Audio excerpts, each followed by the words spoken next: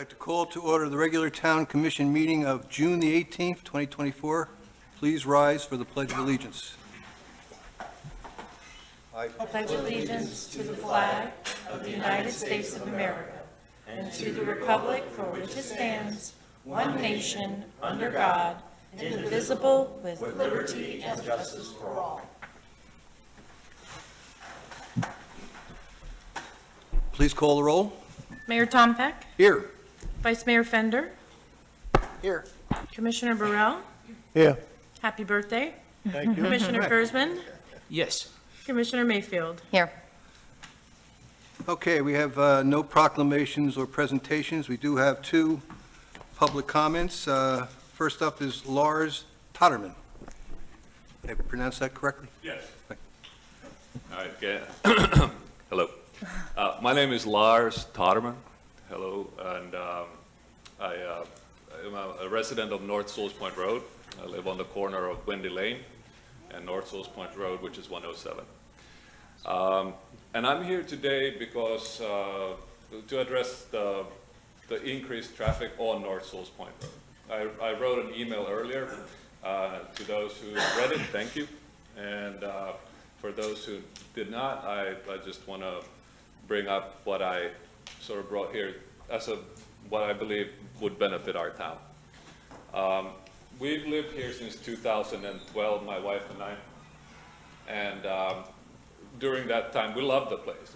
We love being here, being connected to Jensen, to Stewart, to Hutchinson Island. We have a dog. Now we have two daughters that grew up here.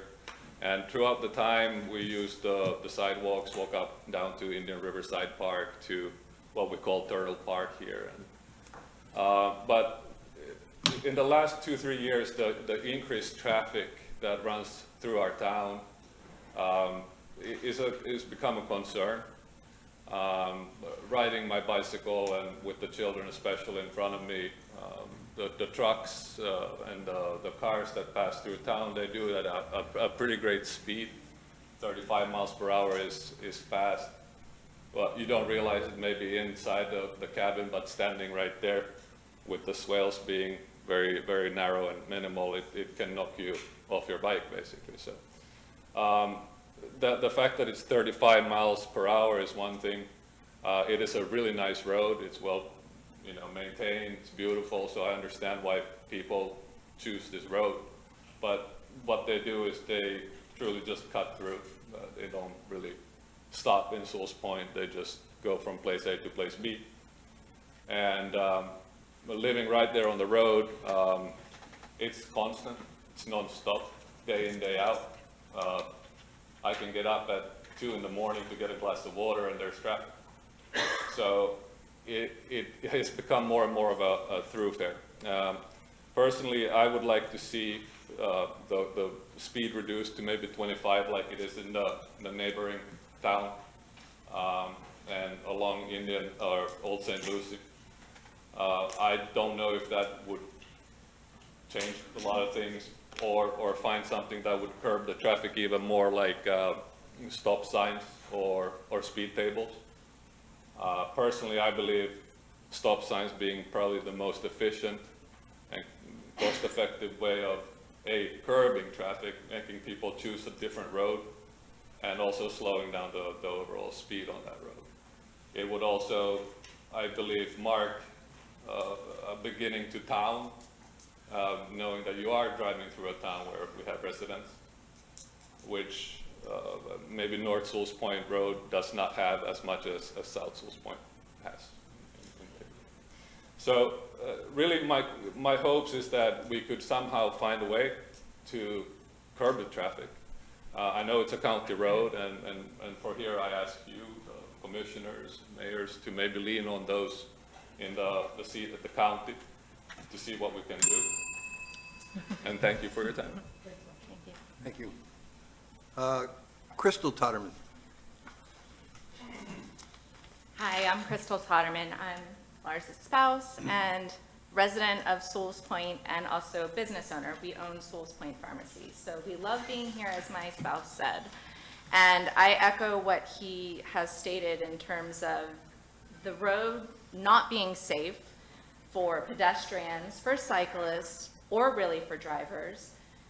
The traffic is constant and it's persistent, and it really is an outlier when you consider the rest of that road has now turned to 25 miles per hour everywhere except for in Sewell's Point. St. Lucie County has just lowered that speed limit on North Indian Riverside Drive for 14 miles, and that was a unanimous vote for public safety. So really, Sewell's Point, one of the most beautiful towns, I would argue, in Martin County, has a ton of through traffic, and quite frankly, we put in a call to the non-emergency police in May because there was an unsafe scenario going on with a car passing through on North Sewell's Point Road with a passenger walking outside of that car, banging on the window, trying to get inside the car. It's not what we want to have in Sewell's Point. It's not safe for those drivers and those passengers, and that's not the type of traffic that we want coming through our town. There are plenty of other towns in Florida, Palm Beach County, that have beautiful thoroughfares. I would argue that Rio has a nicer drive-through in their town than we do. And it really would increase property value, increase safety for residents and for people driving through. There's only benefit to be had by reducing the traffic and enforcing that through stop signs or speed reduction or speed tables. And we look forward to working with you guys to partner with the county to figure out how to make that happen. Thank you. Next one, and I'm sorry, I'm having difficulty reading this. Is it Carla? Cindy? Cindy? Cynthia. Cynthia? Sorry. Okay. I agree with them, by the way. I live in Mandalay, coming out of High Point, and I can tell you, I sit in the back, they speed. Somebody was going the other day, I don't know if they were motorcycles or what, just 65, whatever. We have dogs, and by the way, somebody on my street's dog got killed while he was walking the dog. So, all right, so back to the drainage. I don't want to do this, but I have this, and could we pass them around? This was the other day. That's not a hurricane. Now, it's 2 years. Joe Capper said he's going to fix it. I'm scared to death. If that water comes in my house, I don't know what to say. I have never had water in my house. I've been through hurricanes. I can tell you, not a drop. Doesn't even come up to the porch, and he's been there. It was so bad the other day, I was just like dumbfounded. And we're going to wait now? Until when? You've had plenty of time to fix it. And by the way, fill I can get for $400 a yard. I want fill. I'm done. And then I will say, I don't want to hear about, oh, well, the neighbor's going to have water. Oh, so you flooded my property. Now the neighbor's going to have water. You take a look at those pictures and you tell me if they're acceptable to you or your property. I've lived here a long time and I've about had it. That's all I have to say. I'm sorry I have to be upset about it. I'm a widow. It's very nervous for me to come up here. I miss Bob. I don't have anybody to back me up. Thank you. Okay, that brings us down to additions, deletions, or changes to the agenda. Mr. Daniels said you wanted to make a change to the agenda? If we can move the tree canopy discussion up, Mr. Flaw is only here for probably 15 more minutes. Would you like to do it right after the consent agenda? Yes, if you don't mind. Okay. I'll make the motion to modify the agenda as requested. I'll second. Please call the roll. Mayor Tompick, Yes? Vice Mayor Fender, Aye. Commissioner Burrell, Yes. Commissioner Kurzman, Yes. Commissioner Mayfield. Yes. Okay, that brings us to the consent agenda. Are there any questions, any items we wish to pull, or do we have a motion to approve? Motion to approve as provided. I'll second. Please call the roll. Vice Mayor Fender, Yes. Commissioner Burrell, Yes. Commissioner Kurzman, Yes. Commissioner Mayfield, Yes. Mayor Tompick. Yes. So now we're going to do, let's see, we're going to do 11D first, okay, which is the tree canopy improvements. Mr. Daniels, you want to introduce this item? Yes, this is Michael Flaw, who's well-known in the community, for landscape architect, and our town engineer, Joe Capra. Michael, can you kind of fill everybody in on the tree canopy and the work you've been doing? Yes, and thank you so much for accommodating the time. I really appreciate it. Thanks for your time, and thanks for the folks at the show tonight. What we're talking about tonight is something that's, of course, of great passion to the people of Sewell's Point, and that's the tree canopy zone, which is designated by being between lots number 73 and 59 in South Sewell's Point Road. And as we're all aware, there's some very significant and important infrastructure and road work being done, and that is necessary. And with that, of course, comes the potential for problems with conflict with trees. So this is a big issue, something that makes us all very sensitive and careful. And I'll tell you that I'll get to the point to what everybody wants to hear very quickly. But I'll tell you that going through this process, it started out, I think, feeling much more intimidating than it's ended up. It's ended up, I feel, very palatable. Joe's team at CapTech has made multiple revisions to the design to accommodate as many trees as possible. So there's, I'll cut to the chase because that's what probably everybody wants to know. There you have the plans, I believe, in front of you, or you've had access to them. And you can see there's several things that we've designated. One is the yellow circles, which represents areas where trimming needs to take place. That's simple enough. Everybody can understand that. That's not a big problem. The X's represent designated trees and palms to be removed due to conflict within the construction zone. So it's, again, not nearly as, I think we've worked through this to where it's not as impactful as it could have been. I'm feeling good about it, to be honest with you. There is a total of 12 trees to be removed. Now, here's the good news.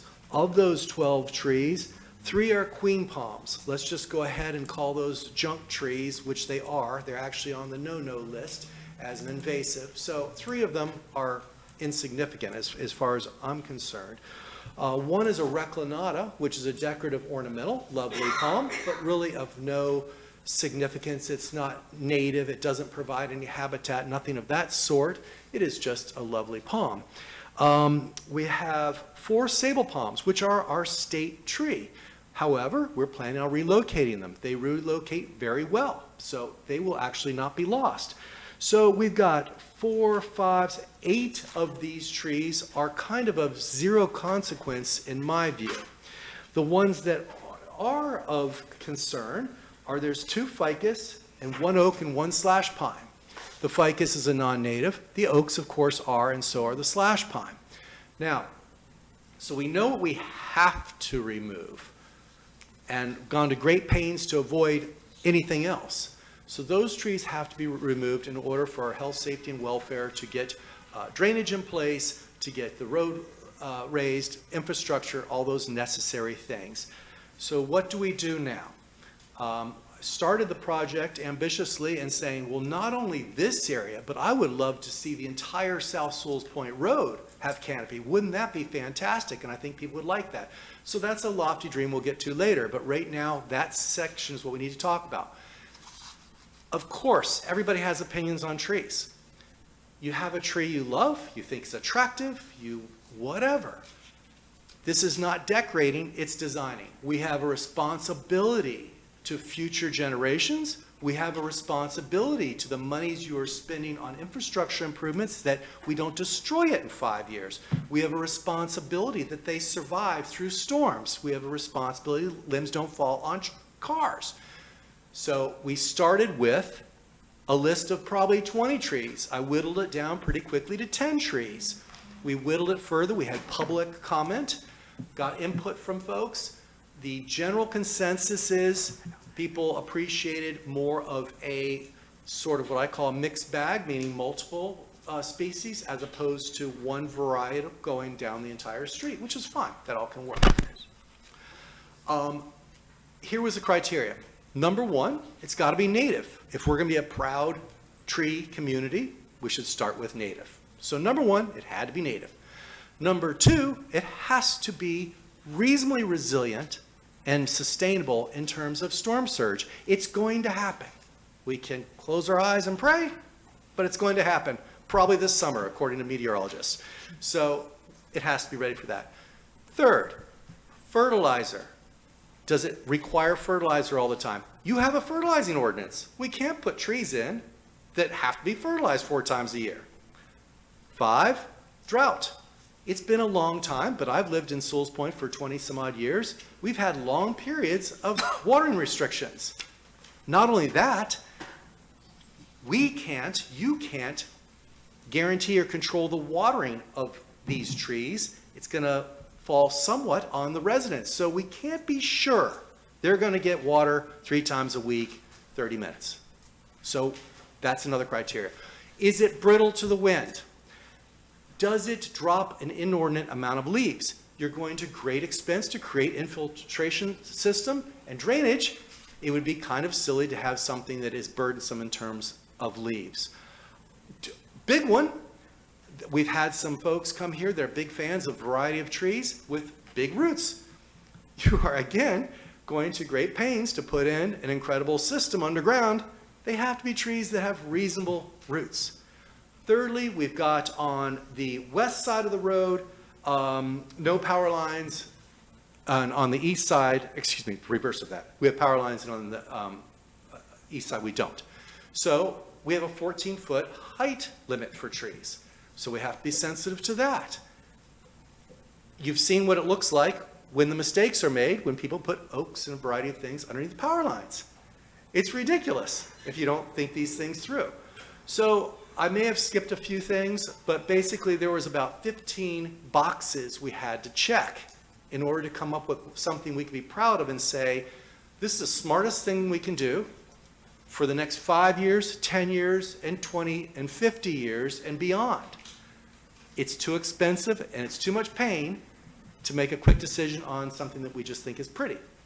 Good news is I think these trees are pretty anyway that we've come up with. So there's 3 different varieties, starting with satin leaf, which is our town crest. So that kind of makes sense. It's native. Smaller tree, that is being used where we do have power lines overhead. Green buttonwood, the strongest, most durable tree on the planet as far as I'm concerned. You see them in some of the retention ponds that CapTech's done. They will sit underwater with salt for a week and a half, they're fine. They don't get any water for a month, they're fine. It's an amazing tree, it's native, and it's a controllable canopy. It's easy to control. There will be some maintenance requirements. We're trying to keep that to the very minimum. Don't want this to be a burden going forward. And then, of course, the third tree which was selected, which was everybody's favorite, is oak.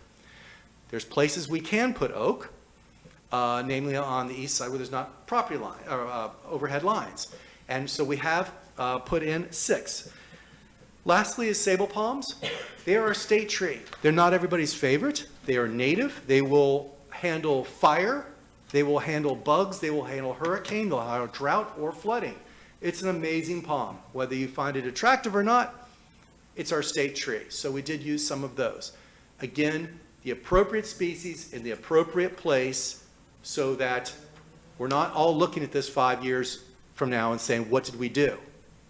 There's a burden of this having to be a success. So again, I don't look at this as decorating at all. I look at it with a lot of stress that it has to be done right. So that's how we whittled this down to this point here. The specs for the sizes at this point are fairly large trees. That's going to be dictated by budget. I know there's a lot of passion in the community, and I don't think they're going to be happy with 8-foot nursery stock. So we have specified larger trees. That'll, of course, come down to budget and what you can do. But it would be nice if we could go with some larger trees, make people happy pretty fast. I think that's it. Thank you. We do have a public comment on this item. Frank? Just real quick, is this part of the road resiliency project? Excuse me, Frank, can you step up to the mic? I'm sorry. Yeah. Frank, and just a question, when I read through the agenda, I saw this was about a $30,000 item. And is this part of the road resiliency project? Is that what's covering this expenditure? Yes. Thank you.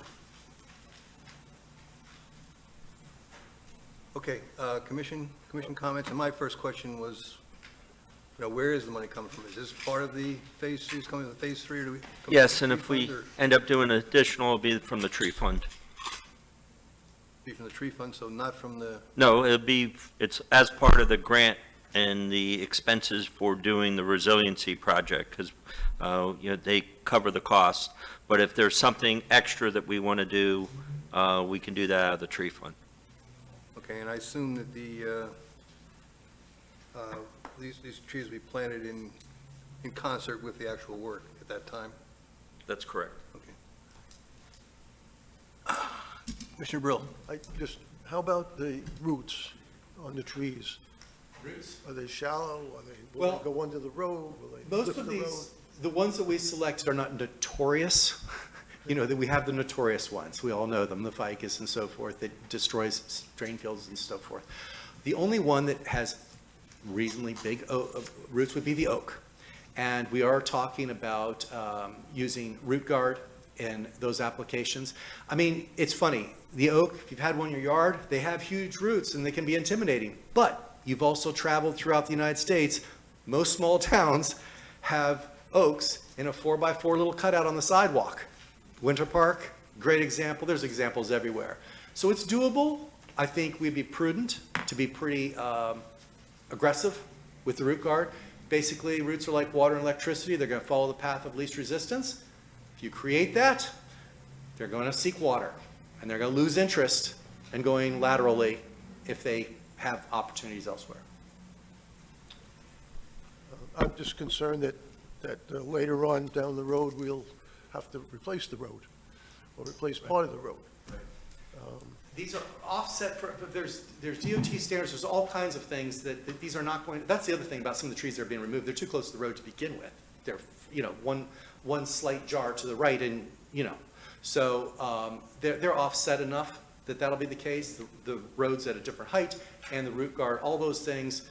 I think this is a 100-year issue, I won't be here in Yeah, 100 me. years, so I'm not going to worry about it. Happy birthday. Commissioner Mayfield? Yes, I just wanted to say thank you because I thought that was a good explanation and explaining your criteria and how you had to be practical and then getting all the public input. I think that was a job well done. Thank you. Vice Mayor Fender? Yeah, and I was going to mimic that. I was fortunate enough to catch your presentation on the Arbor Celebration Day and participate in the survey that you put out. I was hoping maybe you could point out on this diagram for me how to read it first, because it's an eye chart to me, but clearly you've done a great job, and your explanation was crystal clear. But I obviously am passionate about the canopy and interested in the impact that we might have on the 12 trees. I'm just trying to see where they're depicted on this diagram. Do you have this same one, just so I'm... I have what's on the screen. So I'm guessing, and I'm probably wrong, that the things colored in green are the 12 that we're talking about? 1, 2, 5, 6. So I think this one's slightly different than... Somebody said, Yeah, this one's different than this sheet here. oh, Can I somewhat approach? yeah, sure, of course. You can all the way approach it. Make this, the X's represent the trees to be removed, and so there's Steal it from me for a there's a sec. key down there to make it really easy. The difference between the top diagram and the bottom diagram? Is the top is the demo, we'll call it removal, the bottom is the new planting. Let me also comment, I forgot. In a case of incredible irony, where the oak and the pine are being removed, and the ficus, just a coincidence, behind each of those, within 5 or 6 feet, is another one of the same species. Oh. Don't know why that is, but Pete and I walked the site, and, this oak's got to go. Not a fun thing to mark. Weirdly, there was another large oak right behind it. Same thing with those ficus. I don't think the impacts could be nearly what you might even think, because when you look up at the canopy, they're intertwined together, and removal of the front one will have some impact, but nothing like just blue sky, nothing happening. All right, well, that's cool. I think the other way to look at it is if you look at what was taken out, what's going in, 5 years from now, you'll have more canopy than you do today, in just 5 years.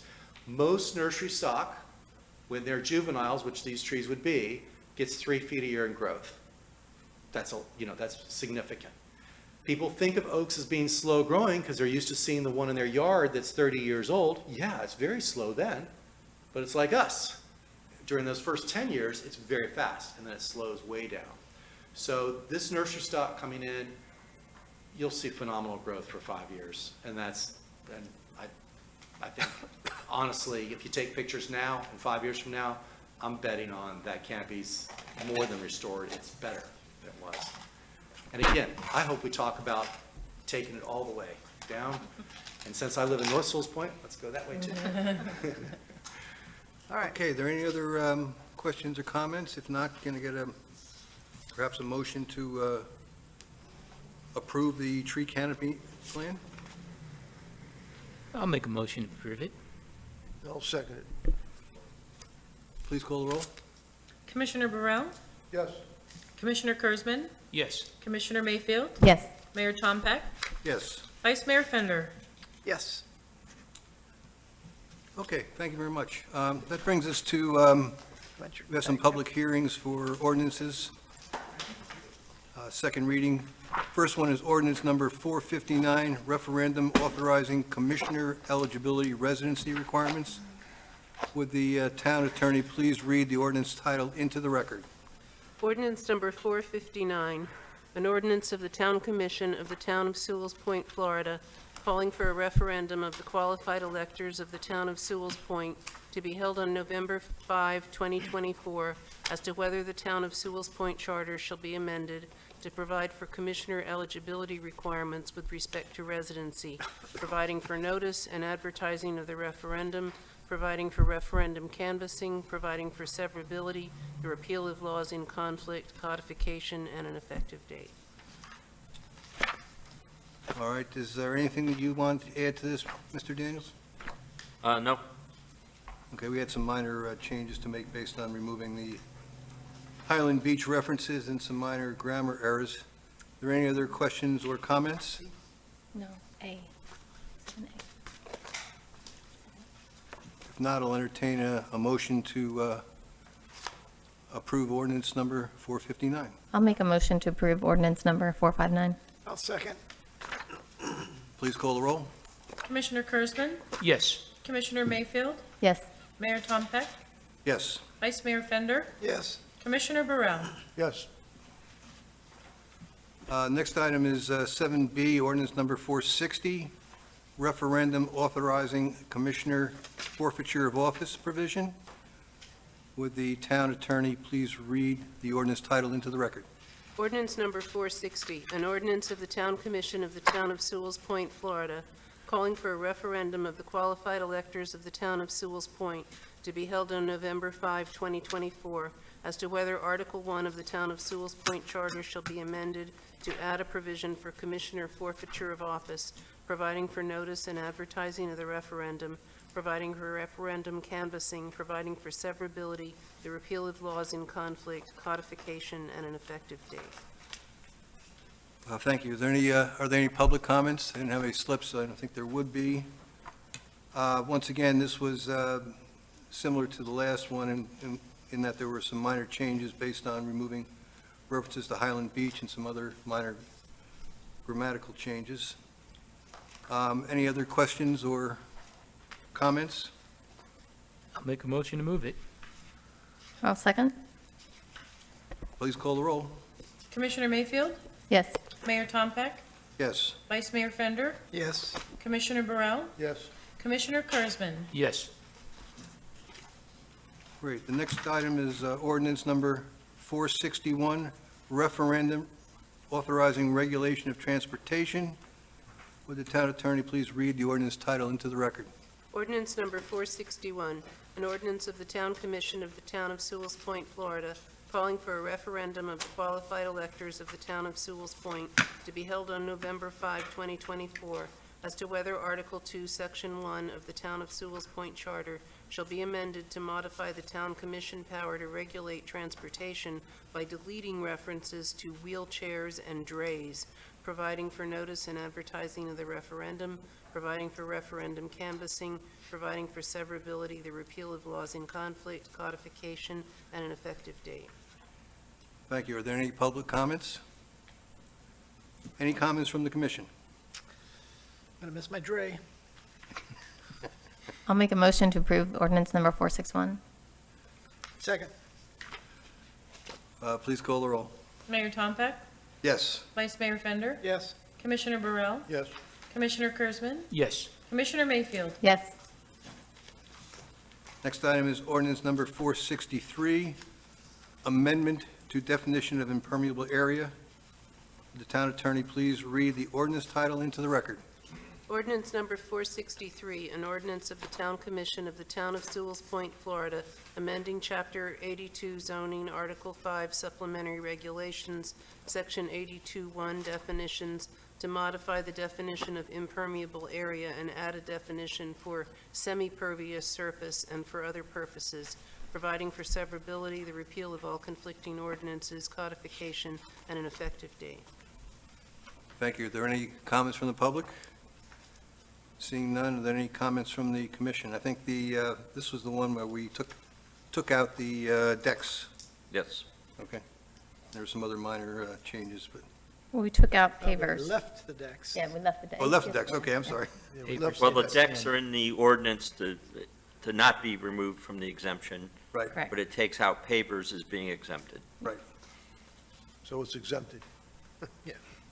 I'll make a motion to adopt as indicated, ordinance 463, I'll second it. removing pavers from the ordinance, from the exclusion. Please call the roll. Mayor Tompeck, Yes. Vice Mayor Fender, Yes. Commissioner Burrell, Yes. Commissioner Kurzman, Yes. Commissioner Mayfield. Yes. And that brings us to ordinance number 464, modification to lot coverage calculation. Please read the ordinance title into the record. Ordinance number 464, an ordinance of the Town Commission of the Town of Sewell's Point, Florida, amending Chapter 82 zoning, Article 5 supplementary regulations, Section 82-423, applicability of yard and lot coverage requirements, tennis courts, swimming pools, and other athletic facilities, to remove the exclusion of athletic facilities from the calculation of lot coverage and for other purposes, providing for severability, the repeal of all conflicting ordinances, codification, and an effective date. Are there any comments from the public? Any items, discussion from the commission? Vice Mayor Fender? I just want to make sure I understand the exclusion of athletic facilities. Does that mean that we no longer count that in as permeable area? Or I'm trying to really ask in the opposite direction. What does a pool mean?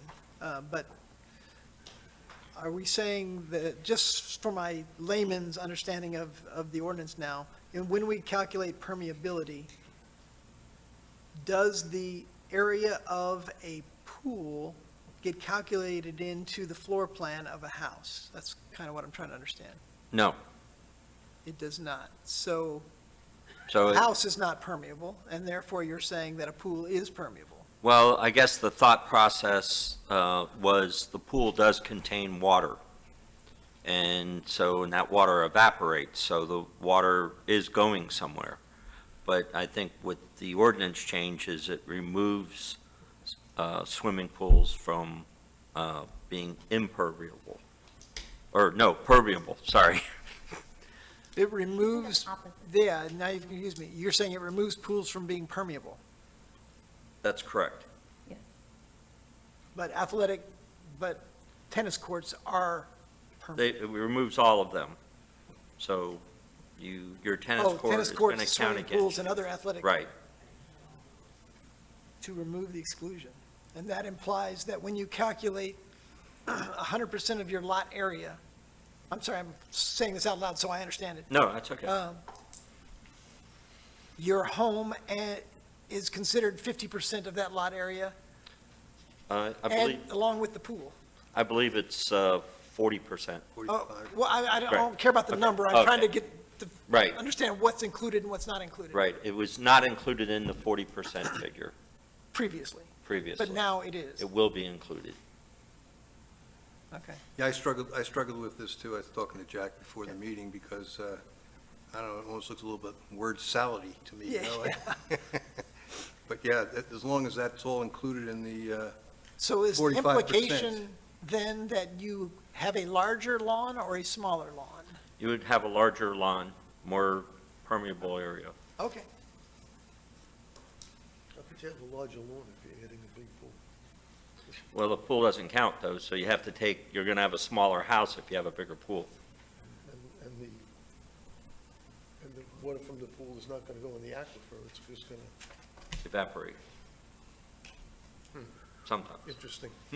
Well, that was the old theory. I'm not saying I subscribe to that, but that's why it was part of the area that you didn't have to account for. Interesting. All right.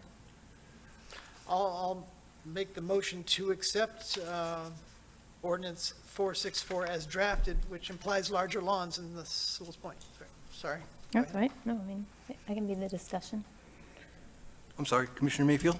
Yeah, I'm gonna, not that everyone needs to know how I'm gonna vote, but I'm gonna vote the same way I did last time. I don't think that pools and the deck should be counted as part of the structure. I think that's kind of restrictive, and I think if a lot of people could be put out of compliance with this, or not that that would be a problem in the moment, but could cause problems in the future. So I won't be voting for it. So I will again restate my motion to accept as amended for larger lawns in Sewell's Point. I'll second it. Any additional comments or questions? If not, please call the roll. Commissioner Burrell? Yes? Commissioner Kurzman? Yes. Commissioner Mayfield? No. Mayor Tom Peck? Yes. Vice Mayor Fender? Absolutely.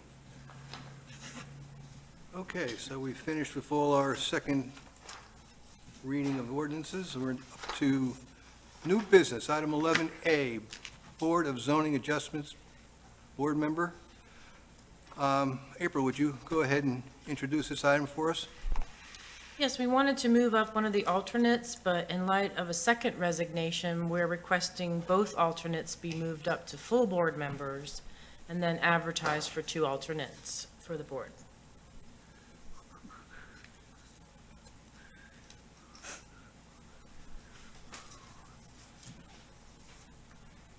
That seems like a reasonable thing to do. Probably there aren't too many options. Commissioner Mayfield? I was just curious who resigned? They're running for election. Oh, okay. For Commission. Okay, okay. I didn't know if there was a reason, that's why I was inquiring. Okay, that sounds like a good plan to me. I'll make the motion to accept alternate 1 and 2 as full board members. Is that the proper motion? Yes.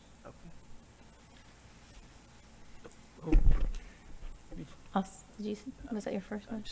That was my motion. Then I'll second. And then, Just a quick question, I'm sorry.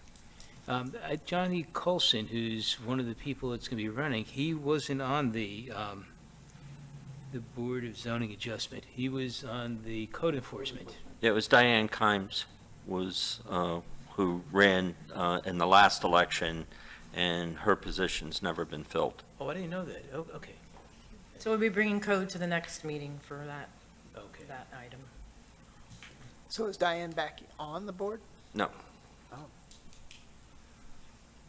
Okay, we have a motion and a second, so please call the roll. Commissioner Kurzman? Yes. Commissioner Mayfield? yes. Mayor Tom Peck? Yes. Vice Mayor Fender? Yes. Commissioner Burrell? Yes. Okay, next item is 11B, 2024 Florida League of Cities Annual Conference. Mr. Daniels.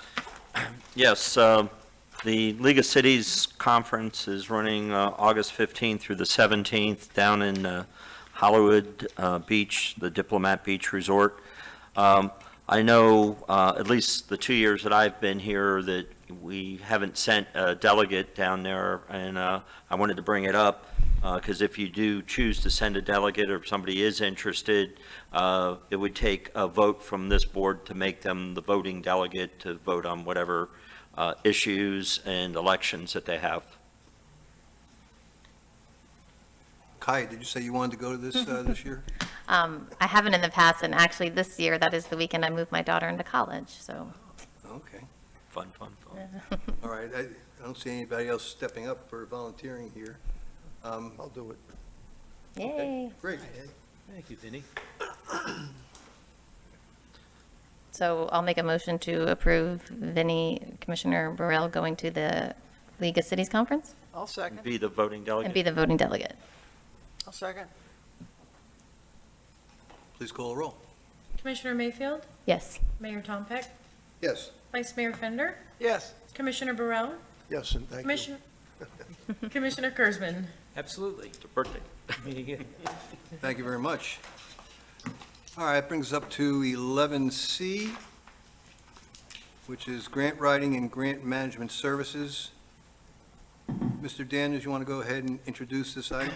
Yes, as you know, Chloe did not want to move forward with us under a non-retainer arrangement, which is what we're trying to do is go out. We had the RFP for grant writing services, and we're trying to recoup those funds through the grant process. So if you follow the procurement process and do what the federal government wants you to do on procurement and include all the language in there, we have a chance of getting reimbursed those fees that we pay. And so that's why we set out to, to do it. It's unfortunate Chloe didn't, want to continue, and, but I understand. And so out of that, there were 3 top firms, and we have for you the 2 top firms right now, thinking that maybe it'd be a little too crowded if we had 3 firms involved. And I think the thought process is for CapTech Engineering, they handle a lot of the, obviously, the engineering questions, because when you have to put in a grant for resiliency, there's calculations, there's other things that feedback from the engineers needed, and also the grant management when you do the quarterly reports. So I think what we would like to do is accept both firms, but primarily CapTech would be our grant management side in providing that information for the quarterly reports. And our hope is to be able to recoup those funds through the grant process itself, and then Cape Canaveral Scientific of doing the actual grant writing. Who was the third one, The third one was In-Rim Solutions. and what was their quote? They were at 165 points, I believe it was, or 160 points. And were there, you just said there were 7? There was a 7 total that we had. These, I wish we could have seen all 7. well, I can, Not knocking that, but I would like to have seen all 7. With Commissioner Burrell on that. Before we do our discussion, there's a public comment on this, and once again, Mr. Titikus. Good evening, Frank Titikus, 12 Creighton's Nest. Mayor Tom Peck and Commissioners. I'm kind of puzzled when I read this. First of all, Chloe was paid $5,000 a month for these services, basically $60,000 a year. Now we're engaging 2 firms with a projected annual cost of $289,200 per firm. Seems like a pretty big leap. CapTech's bid, and I don't understand why the numbers weren't similar. I mean, the top line, the cap was, but Joe had bid it at $11,855 per grant with an estimated time of 104 hours. Seems like a lot of time, which comes out to around $113.99 an hour. The cap, if you looked at it in terms of $11,800 per grant, it anticipates 24.39 grants to be written. What are they? I mean, Canaveral Scientific is headed by Amy Adams, who I think worked for the town one other time, and her performance was not necessarily deemed satisfactory by the commission. And she bid in an hourly cost of $145 an hour. Now, I'm not trying to load Bob up. However, when Bob was interviewed, he was asked if he had any experience with grants, and he indicated that he did. So I'm wondering if the town manager can undertake the writing of the grants, and we also have a finance director that is a very capable individual.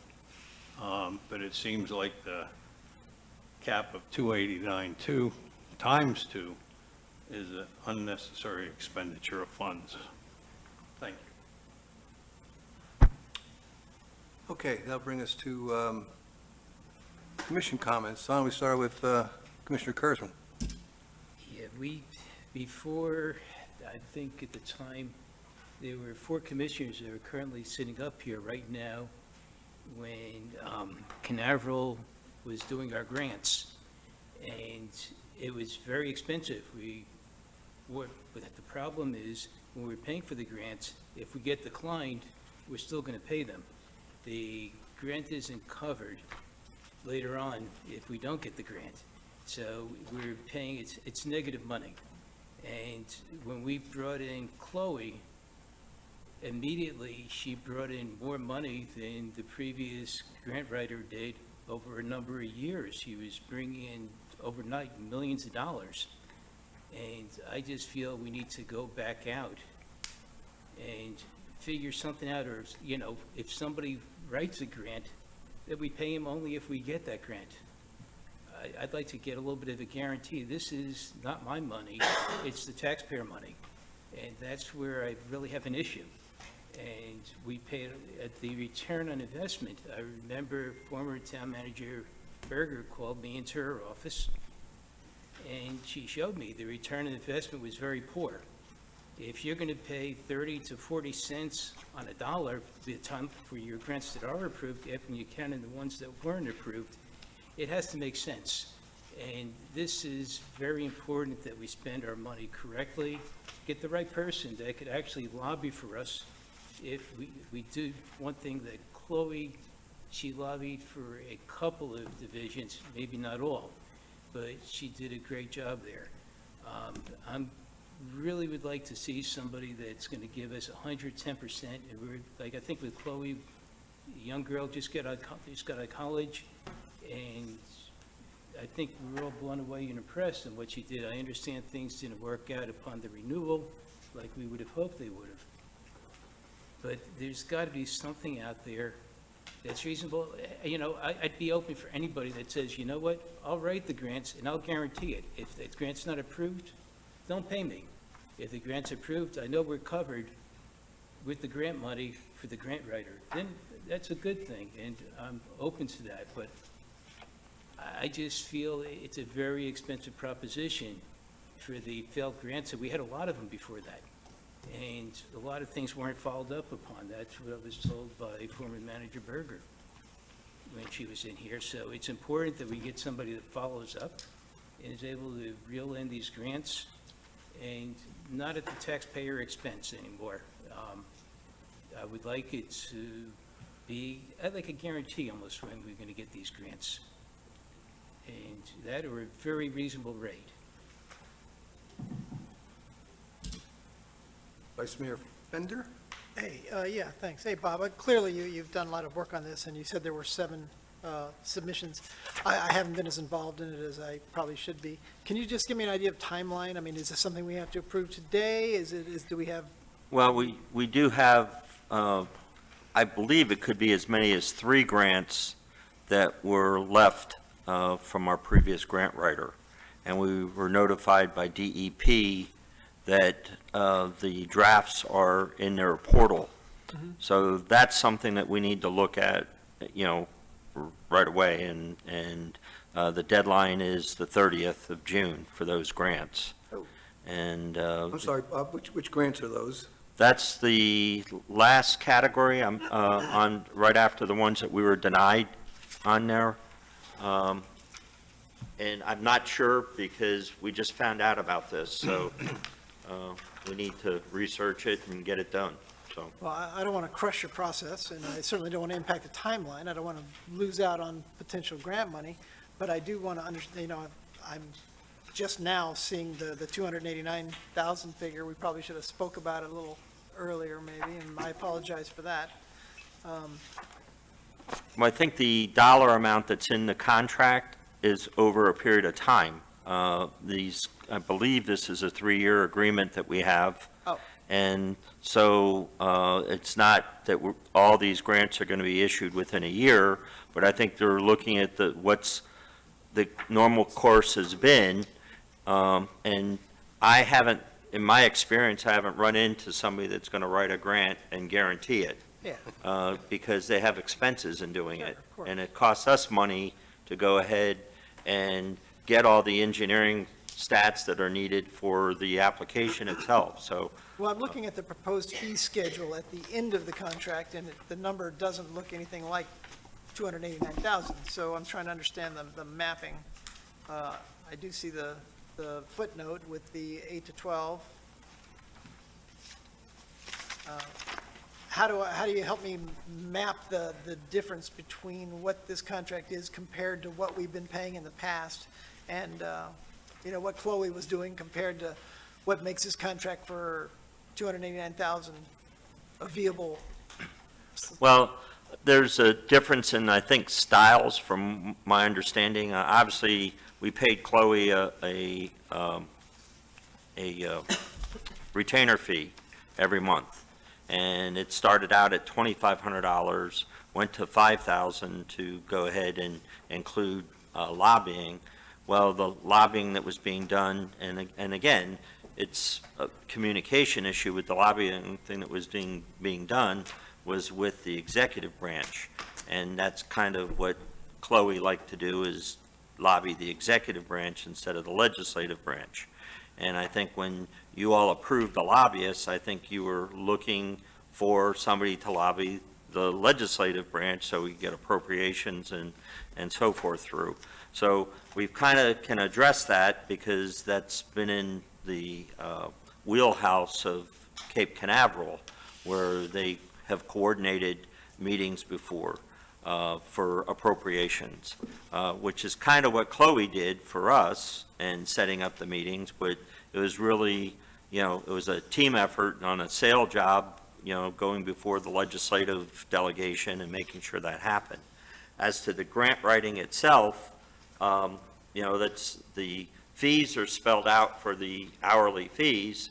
Obviously, whoever we choose, or whoever you choose, that's going to be someone that we have to watch the hours and make sure that, we're getting the best bang for our buck. Part of what I'm struggling with here is that, first of all, in terms of the proposal itself, I think you've been better served, you've just put in rates rather than the total cost, because you never know how many grants you're going to be writing. And there's a certain shock value of 289,000, which residents won't understand. But I'm looking at another update on the grant information, and I think this is a mess. I'll be honest with you. I think this is a mess. I don't know which grants are out there. I read in the paper today that the governor vetoed our $500,000 grant. I couldn't even tell you which one that is. I don't know which grant that is. Anybody know what that is? That's the appropriations request. So we That's started at $1 million. They came to 500 and they vetoed the 500. The governor did, I think the legislators got it in there in the budget, and then he Okay. came last minute. So, I mean, and the thing you just gave me said state appropriations, $1 million. We knew that was at 500,000 until today, apparently. No, No, no, that's the that old one. million that's in there, that's the one that's From last already year. our existing Yeah. Last ones. year, okay. So that's But the DOT one. When I see this, which grant, you've got here pending grants, I don't know which grants those are. Those Probably are we the need to three that we adjust the discussed back metrics. in March. Yeah. And we thought they were in, again, we started doing a validation of what we have, and we thought they were already applied for and were in the running, and apparently they're in a draft status in the portal at DEP. So we have an opportunity to pull them out of draft status and complete the applications. But it's, we have, 2 weeks left of June? So it's going to take a lot of work to get that done. Is that something that CapTech and Canaveral can do in the next 2 weeks? I believe so, yes. Commissioner Mayfield? This is kind of minor, but I think a minor point, but I think it messes us up slightly, and the mayor just talked about it. When we're talking about grant writing, but then the lobbying and that overlap, because the appropriations requests aren't grants, in my opinion. I mean, maybe at some point they become a grant or something, but that's basically asking people, and they say yes or no. Whereas these other things seem like long, involved processes with management, da-da-da. So I think that gets confusing.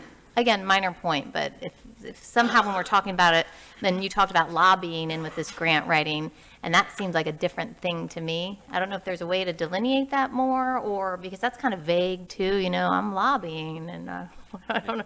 I mean, it's a real thing, I believe it, but just maybe a little more delineation would be helpful at points, I don't know. Mayor, if I may, just to answer that point, there is some lobbying within the agency, okay? Because sometimes, and as we found out, there are pools of money that are left over that individuals didn't use, or maybe they didn't qualify, and it's good to have somebody that has a contact with those agencies.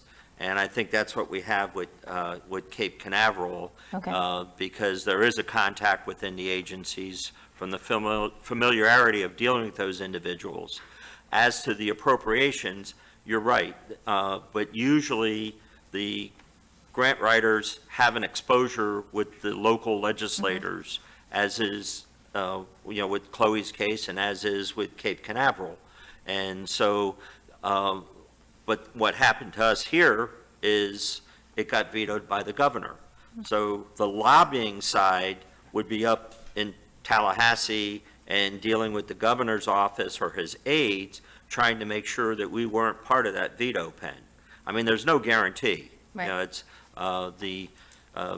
some of the projects that the county had in, namely this, I think it was the 710 project, which, is millions of dollars, that got vetoed. So anyhow. And maybe this is why it gets technical and why we have a staff to handle these things and consultants. But, when you're talking about the executive side versus the legislative side, isn't the governor the executive side, and the agencies, I thought, were the executive side, and then just Yes. the legislators? So obviously there's overlap, and it's all very confusing. So overall, you're probably the best judge of how things are running, but I agree with the mayor that the $289,000 on two contracts at the same time is, seeing that money is a bit shocking. Sticker shock. Yeah, and, what was I going to say about that?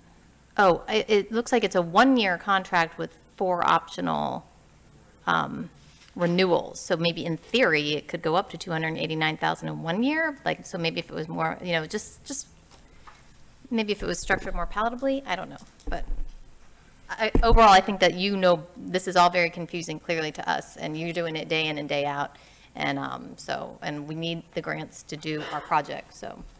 Well, that's why I think if they put it in on just a unit basis, Yeah. just how much it's going to cost per grant or whatever, and then we know how many grants we apply for in a year, half a dozen? Yeah. Maybe a couple more, but that's it. And I think, sorry. Go ahead. I think that some of what you're hearing here is just the problems we had in the past, and they were just Yes. large amounts that just seemed like they were just going out the window maybe it was a lack of explanation to us. I don't know. I'm not really pointing fingers, but I think that's kind of what some of our hesitation is our past issues. So. Vice Mayor Fender. So, actually, I don't have a personal problem with past issues, but I do know that we've been pretty successful at getting grants in the last couple of years, and I know that we can't do the significant capital projects that we need to do to get the flooding problem solved if we are not successful with these grants. I mean, the town won't bear the expense. So we actually have to follow the grant process to be able to complete Phase 4 of our South Sewell's Point road resilience issue. And what I recall is that the lobbying aspect of that was pretty important in being successful at some of the grants we received. Removing the lobby aspect of that sort of just becomes paper pushing, and also lots of people are pushing paper. So somehow, we need to have a little heavier relationship on both executive and legislative branch, as you said, Chloe was focused on executive. Whatever the case may be, I think that I recall from having tracked this process now for 8 years that the success we have is having skin in the game in the conversations throughout the process and shepherding these grants through the entire process 365. I haven't talked to Chloe. I don't know what happened there. I actually haven't talked to anyone in the grant perspective, but I do know that it's an important aspect of this, and we won't be successful if we don't organize this properly. And also, it has to fit within our budget. You know, we can't just allocate money to write grants and hope that maybe we get them. We actually have to have a process for success. And that, you know, I guess I'm still unclear on how the process has changed, will change, and you know, what our strategy is on this fee schedule and how it's different from the past, other than what I heard was, you know, we paid Chloe on an annual basis on retainer, and now we're changing that, and I'm okay with that, if that's prudent, but I'm still unclear on the prudency of it. So maybe, you know, I'm hoping you will educate me, and also, I'm pushing on timeline, because obviously, it's a diminishing return if we're going to lose 3 grants by the end of this month. So now we're between a rock and a hard place, and I'm not sure how to proceed. I can't, you'll have to convince me how to digest the 289, because that number's. Well, can I suggest, I think that's put in so we don't have to come back to the commission at each level. And, you know, I think, you know, Susan could probably address that, but, you know, we can put another amount in there. Well, I don't care about the amount. I care about the algorithm that produces the amount. Well, the algorithm that produces that amount is watched over by me. Yeah. Okay, so, you know, and I'm hanging my hat out that's gonna, you know, that I'm gonna take care of it and make sure that there's a gatekeeper, and I'm the gatekeeper. Sure. So, you know, but like I said, you know, I have no problem coming back to the commission. In fact, you know, there's a process that we're gonna follow where, you know, now granted, we won't have it with these 3 grants because they were in draft form, but I will be back to you after we do get them filed, and then come back to the commission and let you know, these are the actual grants, there's 1, 3, whatever the amount is, and this is the application. We're gonna have an application here, so whether it's screenshots of what's entered into the portal or what, but we're gonna have an application here, so if there's a public records request, we can send it out right from here. We don't have to go searching for documents. And so I think that's going to be an improved process, not only internally, but serving our residents as well, because they want to know. And I think if you have it in there by rates, and, hey, at, you know, once a month, you say, hey, we are working on 3 grants right now, then we'll know how much is being spent, you know, rather than the. Well, let me ask it a different way. Today, we have a budget, and that budget has a line item for grant activity. Yes. I don't know what it is. You can point it out to me. The new process with this contract or whatever contract we enter into, how will it impact that line item for budget activity, or for grant activity within our budget? Well, the line item's roughly $60,000 right now. Okay. So, you know, as we go through and we do get grants, I'm not sure of the turnaround time for getting reimbursed. So, but if, you know, the federal government, you know, we have a contract with them on a grant, and as part of that, they're going to reimburse us our expenses for getting the grant, then, you know, that's something we can turn around and apply for right away. And, you know, but unfortunately, we have had a situation where we have outstanding money that's still due us from FEMA, and just because of their turnover, you know. I don't want this answer to be simpler than that. Yeah, I'm sorry. You started real with the 60,000, so we're talking about a budget line item. That's So 60,000 right now. Yeah, so what is it tomorrow? If I sign this contract right now, what is it tomorrow? What is that line item? The same, impact? until we go through the budget talks, and if, you know, in communicating with the parties involved, if that If you had needs to be guess, modified. and I'm not going to hold you to it, but just putting on your crystal ball, what would you think that line item would be next year, in the next fiscal year? It could be close to 100,000. Okay, so we're talking about $40,000, not $289,000. Right. Okay. So, again, I have to sit down with the parties and look at those grants that we have coming in and the difficulty involved with it and what needs to be done. Okay. And getting an estimate of the number of hours, then I'll have a better idea. Okay. Now, my last question is, does it help us or hurt us, or is it appropriate to have the people that we're talking about give us their insight into this process after hearing us deliberate? Yeah, that's sure, they're both here. Yeah, well, that's why I'm asking. Sure. I don't know the process we're under, is why I'm, No, that's, I would prefer to hear from them. that's why in transparency, and, Okay. you know, they're both here, so if you would All right. like to. What's the pleasure of the commission? You want to hear from Captech and? Well, yeah, I think you have more buttons. Well, I know perhaps. that, but, Yeah. all right, we'll go through the buttons first. Commissioner Kurzman.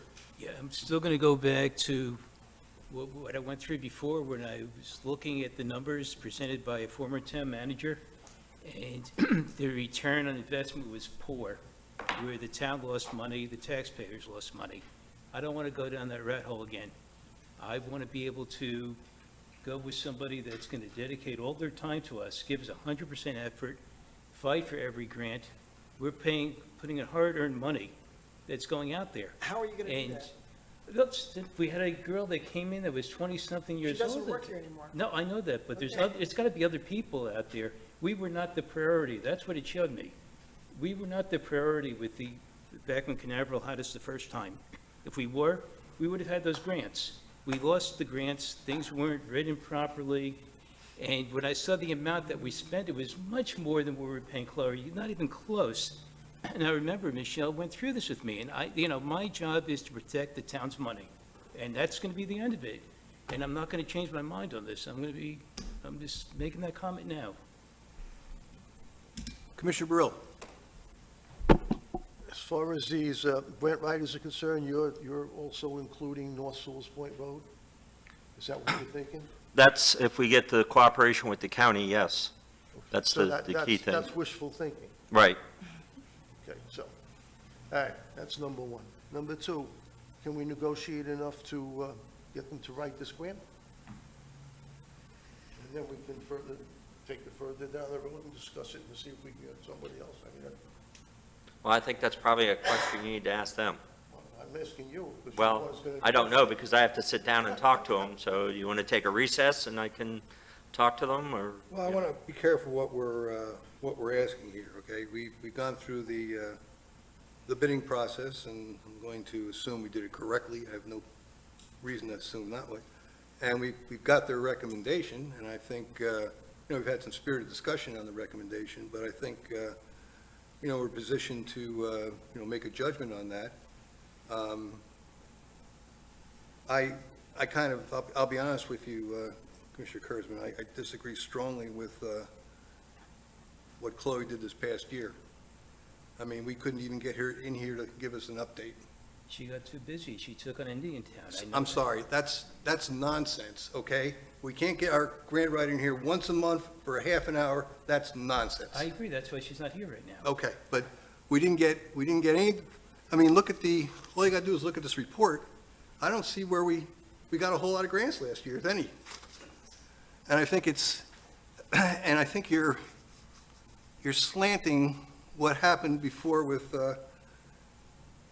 Town Manager Berger, and I'll tell you why. My recollection, and please correct me if I'm wrong, as she was walking out the door here, Ms. Berger had a $3.5 million grant that was given to us by, I think it was DEP, and was also developed by Captech and also Cape Canaveral. Now, you're going to be hard-pressed to convince me we spent $3.5 million writing the grant. Okay, so I think you're wrong on that, and I'll be honest with you. I'd have to see the origin on that. Okay. I thought that was sorted out with Chloe, so I might be incorrect on that. Okay, what's the pleasure of the commission? There's one more button. You have anything else you want to add? No, that's I for, personally would like to hear from Joe and Amy. Oh, is that what you were asking about? Yes. Oh, about, sure, that's fine. I want to start with Mr. Capra tonight.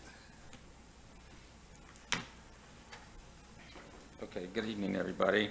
Joe Capper for the record. So first of all, I think we all need to understand what's involved with this contract, because there's a little confusion, okay?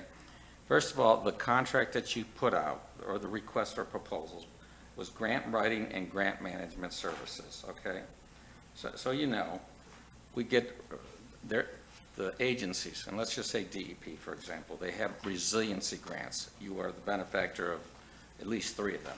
Your septic to sewer one, your stormwater one, which is the 3.4 that the mayor pointed out for phase 3, and $2.8 million for phase 2, okay? So anyways, they put out a request for proposals.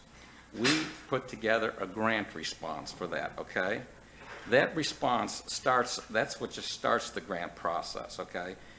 When you look at this number of proposed fees on my thing here, it is basically the time that I put in to get that grant. That's technically the writing of the grant, okay? Now, it's not always just writing the grant. We have to, first of all, they normally want presentations, and I will go to a grant that we've been going after, which is the MPO puts out grants once a year, and you are a benefactor of that type of grant also. And what we have to do is go through several presentations, provide PowerPoints and so forth to the grant people, to different groups that they form that make a decision on the grant. So there's more than just writing a grant. There's also the actual preparation and presentations that you have to put together. The most important thing that you're probably forgetting here is these grants are done before we even have a design done. So we have to go and come up with a concept plan and put it on paper and put all the calculations together, and they're usually done in a very short time, okay? And so all that is in the actual grant writing area of this proposal. Now, what happens is we go to the grants, we turn them in, and then we negotiate the grant if we are lucky, okay? So I would say probably 50% of the time, the grant agency says, listen, we are only going to give you $300,000. You've asked for $500,000. So you'll see a form that we turn in a $500,000 grant, and they're saying, we'll only give you $300,000. So do you want me to say no? No, you're going to say, take what you can get, so we can at least get some money. So that happens a lot of the time with these grants. So I just want to make sure there's a little confusion of how much money you get sometimes. So that's why the numbers change through the process of writing the grant to when you actually get the grant. The next thing that's involved with grant management services is they give you a contract, okay? That contract you have to negotiate. They talk about what they're going to give you, what the match is, when you have to give when you have to give them certain documentation and so forth. So you have to negotiate the grant contract, okay? Does that include grant management? Well, that's in the grant management part of this, okay? Does it include grant management fees in the negotiation of the contract? Yes. Okay. Well, don't get me wrong, there are some that don't allow that, okay? But there are some that do allow that, okay? We've been successful in getting some of them, not all of them, okay? So then the next step, okay, you have a contract. So guess what? As soon as you have the contract, you have to not only do the work, okay, which typically is done engineering-wise and construction observation-wise and so forth, but basically you also have to monitor it every month. You have to, every quarter, you have to give them reports. You have to turn in the material to go and collect the money from the grant agencies. So remember, these are always, I say always, 90% of the time, reimbursable grants. You have to do the work, and your grant management person has to go out there and look at what's been done, make sure it's been done, and then they have to turn in a form and submit basically what was done. And it may be, you may do that every month, okay? If it's a 12-month contract, you may have to do that every month to get you, to get that money turned into the grant agency, and so that they give you the money back faster, okay? And then we work with Mariah, and she helps get the money back too, okay? So the point is, this grant management services is a lot more, and at the end, you have to close it out. You have to do a report. You have to make sure everything is put together so that they can say, yes, they've completed the project as said, and basically they're going to, they deserve all the money. So that goes on for quite a while, okay? You know, we've been working on phase 3 for how long? We bid it, we rebid it, we're about ready to rebid it. So There's a lot of back and forth on this stuff, okay? So my point is, that's in the documentation. So it is not hard to believe that this is $289,000. You're not spending $289,000. You're allowing him to, every time a grant comes up, to figure, we're going to provide him a unit price. This is how much money you're going to spend to do what you've assigned us to. We may have to stop as soon as we turn in the grant writing services, right? Because we may find out we're not going to get the grant. We stop at that point. But the point is, it would not be unusual for 3 grants that are worth, you got what, $8.4 million on a septic to sewer grant, $3 million on your resiliency grant, 2.8 on, it would not be unusual that the grant administration on those 3 grants could get up to $289,000. It could happen. Well, look at what you've received. You've got 8.4, 3.2, 2.8. You've got a ton of money, and you've spent you've not even spent 10%. So all I'm trying to tell you, there's a lot more in this contract than just grant writing, okay? And I will say, when Chloe was here, she probably did what was kind of lobbying, okay? When I worked with Amy in the past, she talks to the agencies, she talks to the legislatures, she talks to the legislator assistants. The best people that can lobby for this town are you folks. You need to go to Tallahassee, you need to go to these meetings, and you need to be the lobbyist, okay? But the fact of the matter is, she makes sure that the paperwork is in front of them, okay? And the right paperwork. And because she's monitoring grants for other places and so forth, she also knows what gets the grants, okay? Because she's following what the legislature says they want. There was a period of time when we did the most important thing for getting the grants for the septic to sewer in this commercial area, show us how we are going to have economic development. I would have never thought that would have been something you would put into a grant for septic to sewer. But that's what sold that contract. That's what got us that money.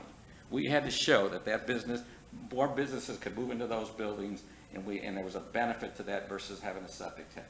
Okay? That's what the benefit is for her. Sorry. Oh, that's okay. Can I ask a question related to that?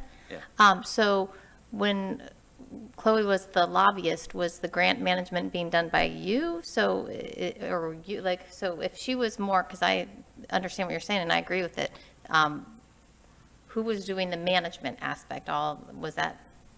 Well, we both were. Okay. And it's like, so it's just like putting together the grants itself, okay? Mm-hmm. She may write up the document that goes into, but she basically comes to me and says, okay, tell me how I can get nutrient load reduction. I have to do all those calculations. I have to show the calculations, I have to show the plans. So we work together on it, okay? And that's what we're gonna do here, okay? Whether, like I said, Amy and me worked together for quite a while, okay? But the point is, I think part of the stuff that had issues with is who's doing the grant management. And a lot of times it changed as you change staff here. It wasn't always Chloe's or Amy's fault at the time. It's basically, there's different people here running things, and sometimes they were learning the process. Now we have a team here that really knows what's going on, and they're consistent, and we're pretty good at getting the grants. We're pretty good at getting documentation. We're pretty good at begging. We get on our knees a lot. Believe me, there's not one, the FDEM people, the DEP people, they probably don't like to take our calls, but they do, because we're always saying, we have no cash flow, we need your money, would you give us the money within 30 days? Can you give it to us ahead of time? All those things are what we try to negotiate. But it takes money and time to do that, so that's all I'll say. Sorry about that. Thank you. Okay, you want to ask Joe a question? Yeah, I just really quickly wanted to get some additional color on that, because to me, my limited perspective is that you are kind of the key continuity figure here. You worked with Amy in the past, you worked through Chloe, you probably worked with people decades ago, and now you're here. So to me, you understand this process better than anyone, and you've lived through it for years. So I'm trying to hear between the lines of what you're saying, how to move forward on this most effectively, but also protect our budget at the same time. What I heard is now the 289,000 has kind of dropped to a delta of 40,000, so 100,000-ish. I'm concerned on an annual basis, but I'm also concerned about the optics of what this is and how it becomes. Because while Bob is doing a great job and is going to drive the process, I mean, he had a soliloquy a second ago, we unfortunately have to be the oversight to that because, when he does his darndest and then messes up, then it really falls on the town and ultimately us. So I'm trying to understand from your historical and expert opinion, which I think is vast, how this process is changing or how it should move forward efficiently. And now, I'd like to hear about the criticality of June 30th too, but, I mean, Well, first of all, what is different about this contract compared to what you've had in the past? it's quite frankly the same contract. Okay, all right, Same contract. okay. Okay, all right, It's the that's same helpful. contract. But again, yeah, Okay, the benefit is I don't, first of all, Amy keeps track of what the grant agencies want relative to what they're dishing out money for, okay? And she'll tell us that this is not one we're gonna be successful at getting. Or she'll tell us, hey, you're gonna spend, let's just say you spend $11,000 and you may get $130,000.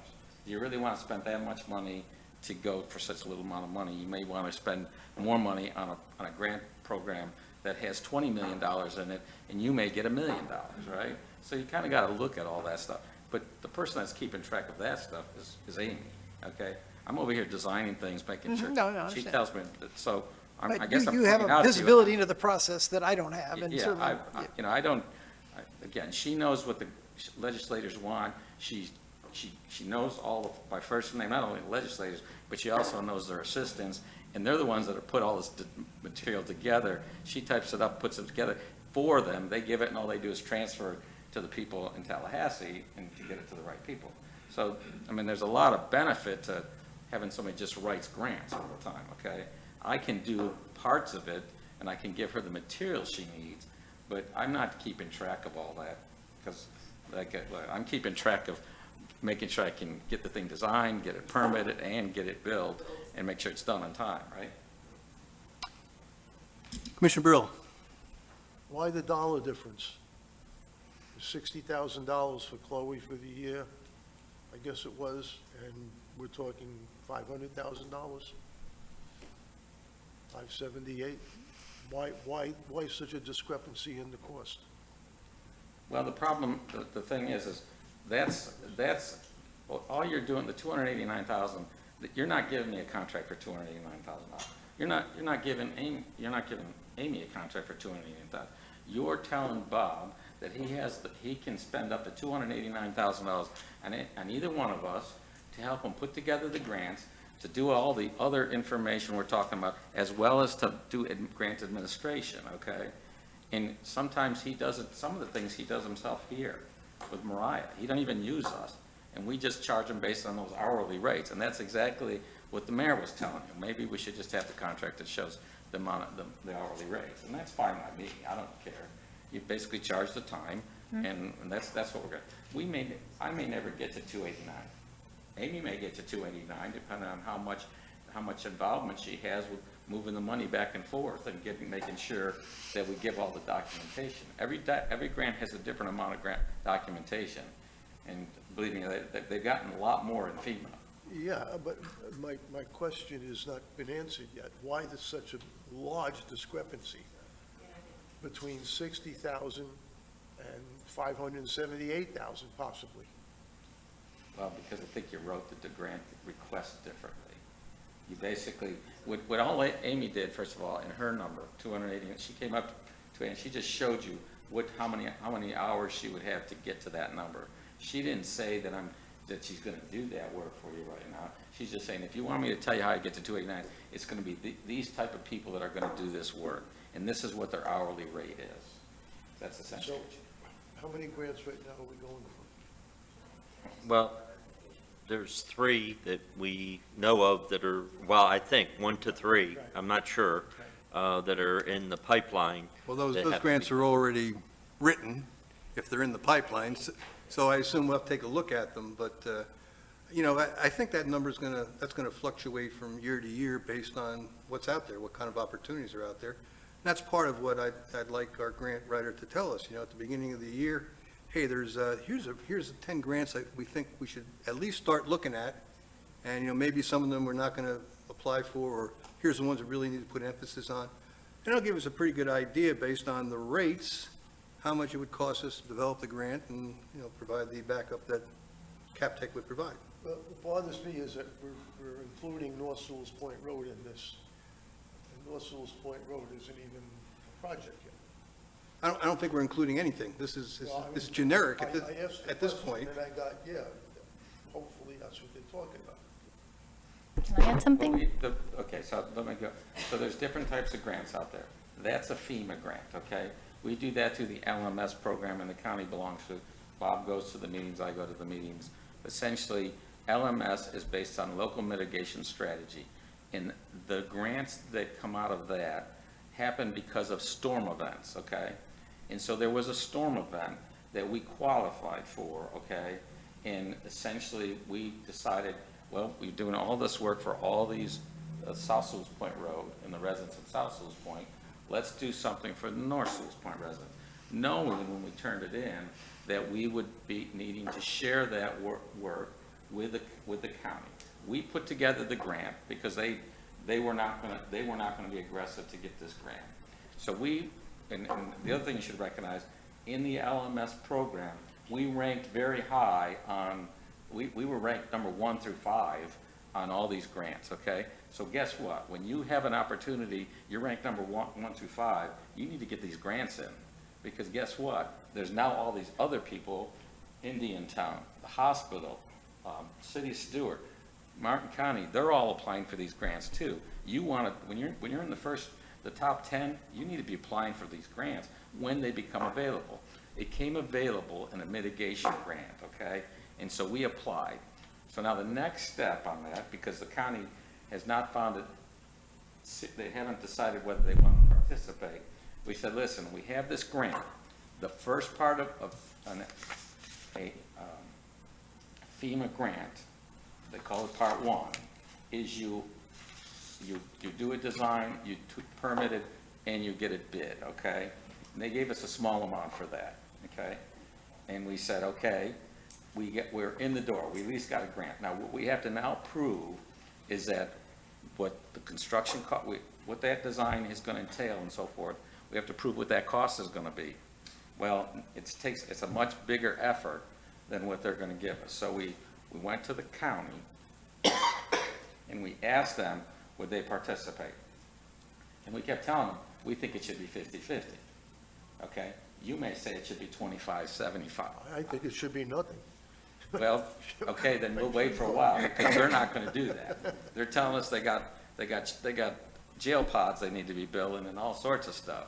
But the fact of the matter, whether it's 50-50, 25-75, we're not even there, because we need to get enough money to basically not only start the design to keep that grant, but second of all, we obviously want to make sure we go after other grants. So the money that we told you that we were going to spend in the next part of this process, if the county agrees, we will go after grant money, and we need to figure out how much right-of-way we need, okay?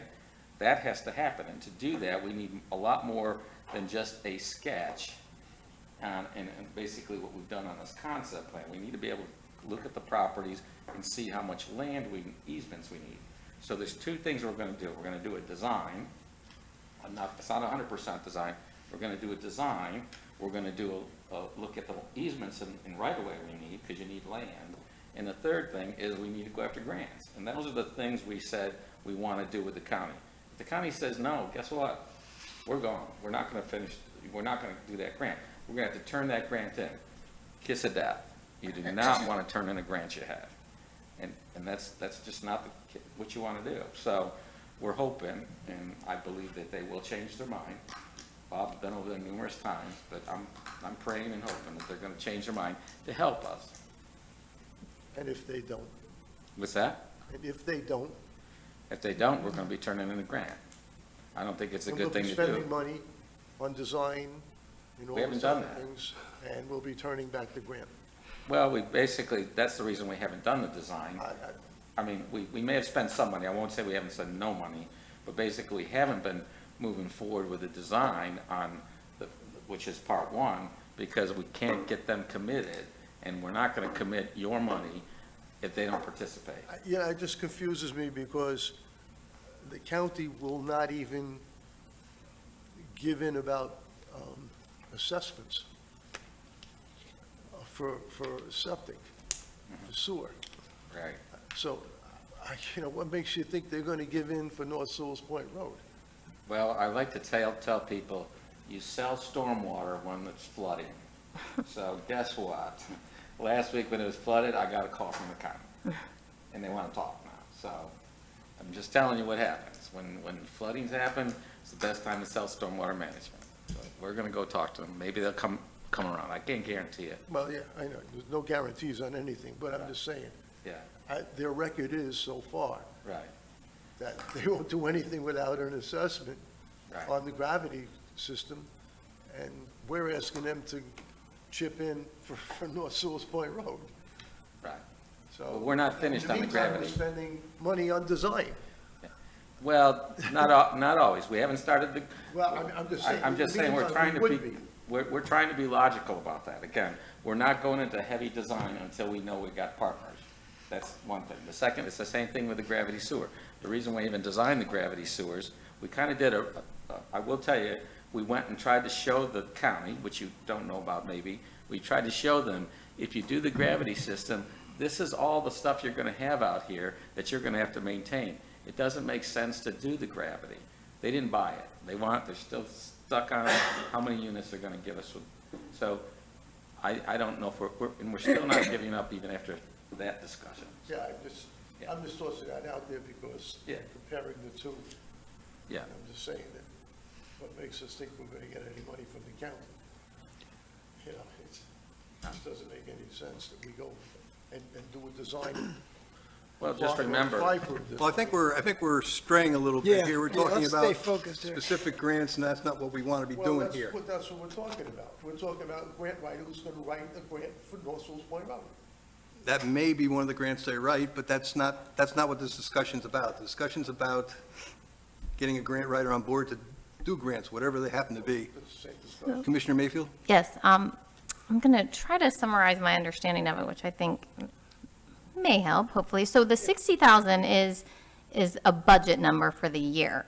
And, that's what, the budget is kind of like as the commission, our protector, our bounds. And when we go over a certain amount, don't you have to come to us? And if you're spending too much, you got to come to us. So that's kind of that gives me some comfort knowing you're supposed to stick to the budget, and if things aren't going well, you need to be coming to us.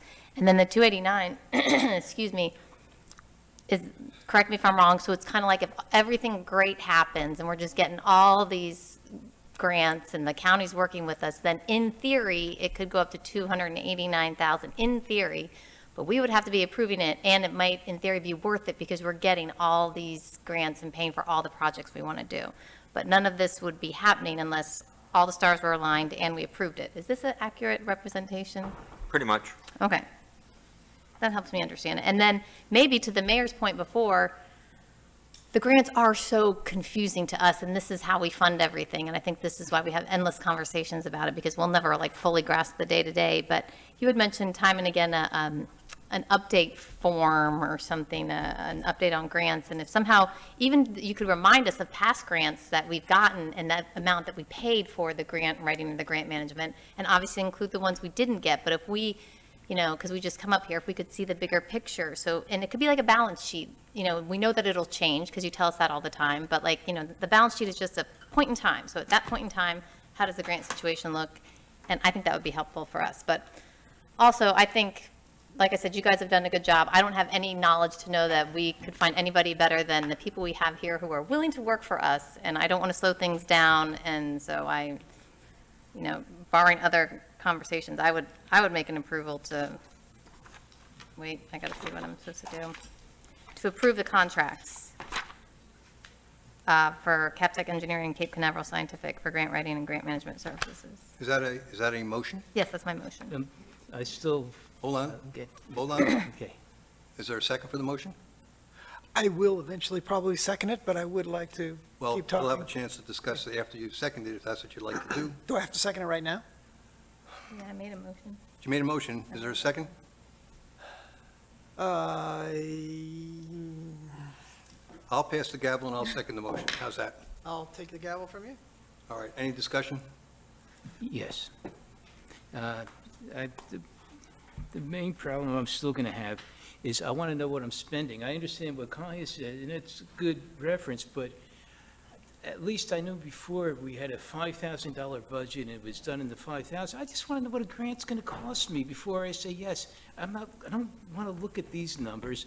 Tell me what it's going to cost me before I spend my money.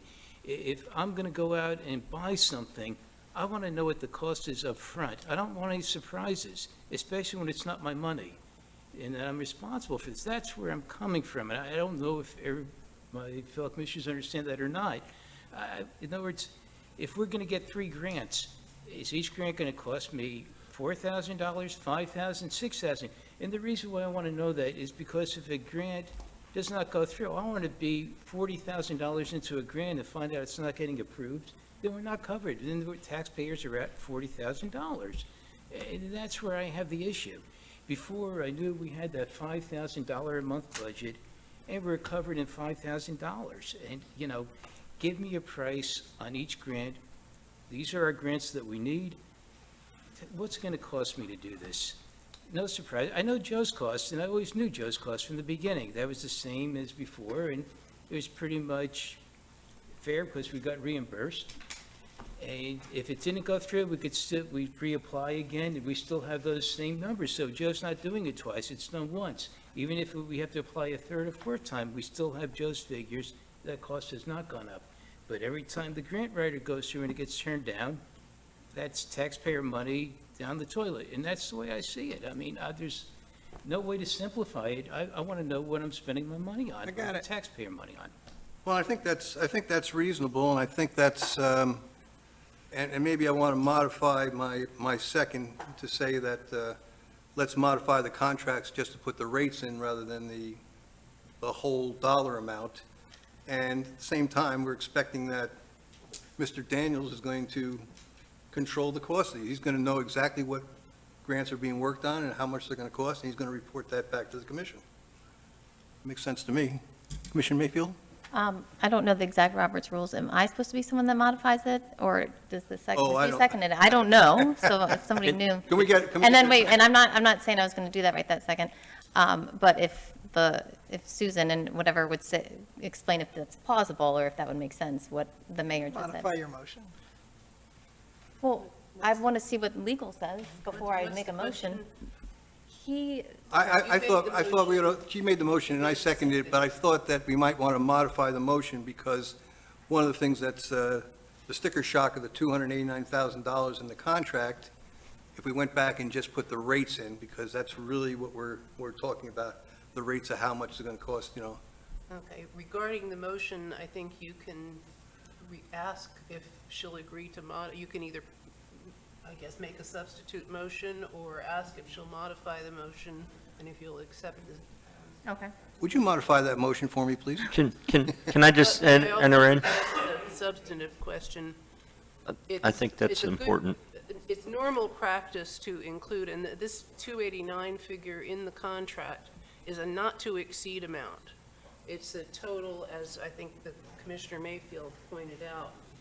So it's the total proposal price. I think you could theoretically modify that number, but if you take it out altogether, then you have a potential blank check. Okay. So I think either way, you have confidence in your manager to manage it appropriately and to bring it in within the budget, but it's normal practice to have, if you have a fee schedule, a contract, to have a not-to-exceed amount that represents the outer limits of what's going to be spent under the contract. So before I modify, let me ask again, if you add the two up, because in theory, they wouldn't be doing the same work, so that's 560 or something like that? is that 280 plus 280 for 560? Theoretically. Theoretically. yes. That just seems crazy, so I feel like And it can be. I'm okay with changing the number, I Okay. think, for what, and I didn't really hear Susan, but I knew she wanted to mention something about that, but it does make sense that there should be a caveat in there of a not Right. to exceed. So that you And then we and can them always don't- come back and can amend the contracts to, if we can justify why we need to amend the contract for additional money, but we come back here and do that, which I think addresses, Commissioner Kurzman's concerns about having a blank check. I obviously, believe me, at 289,000 twice bothers me.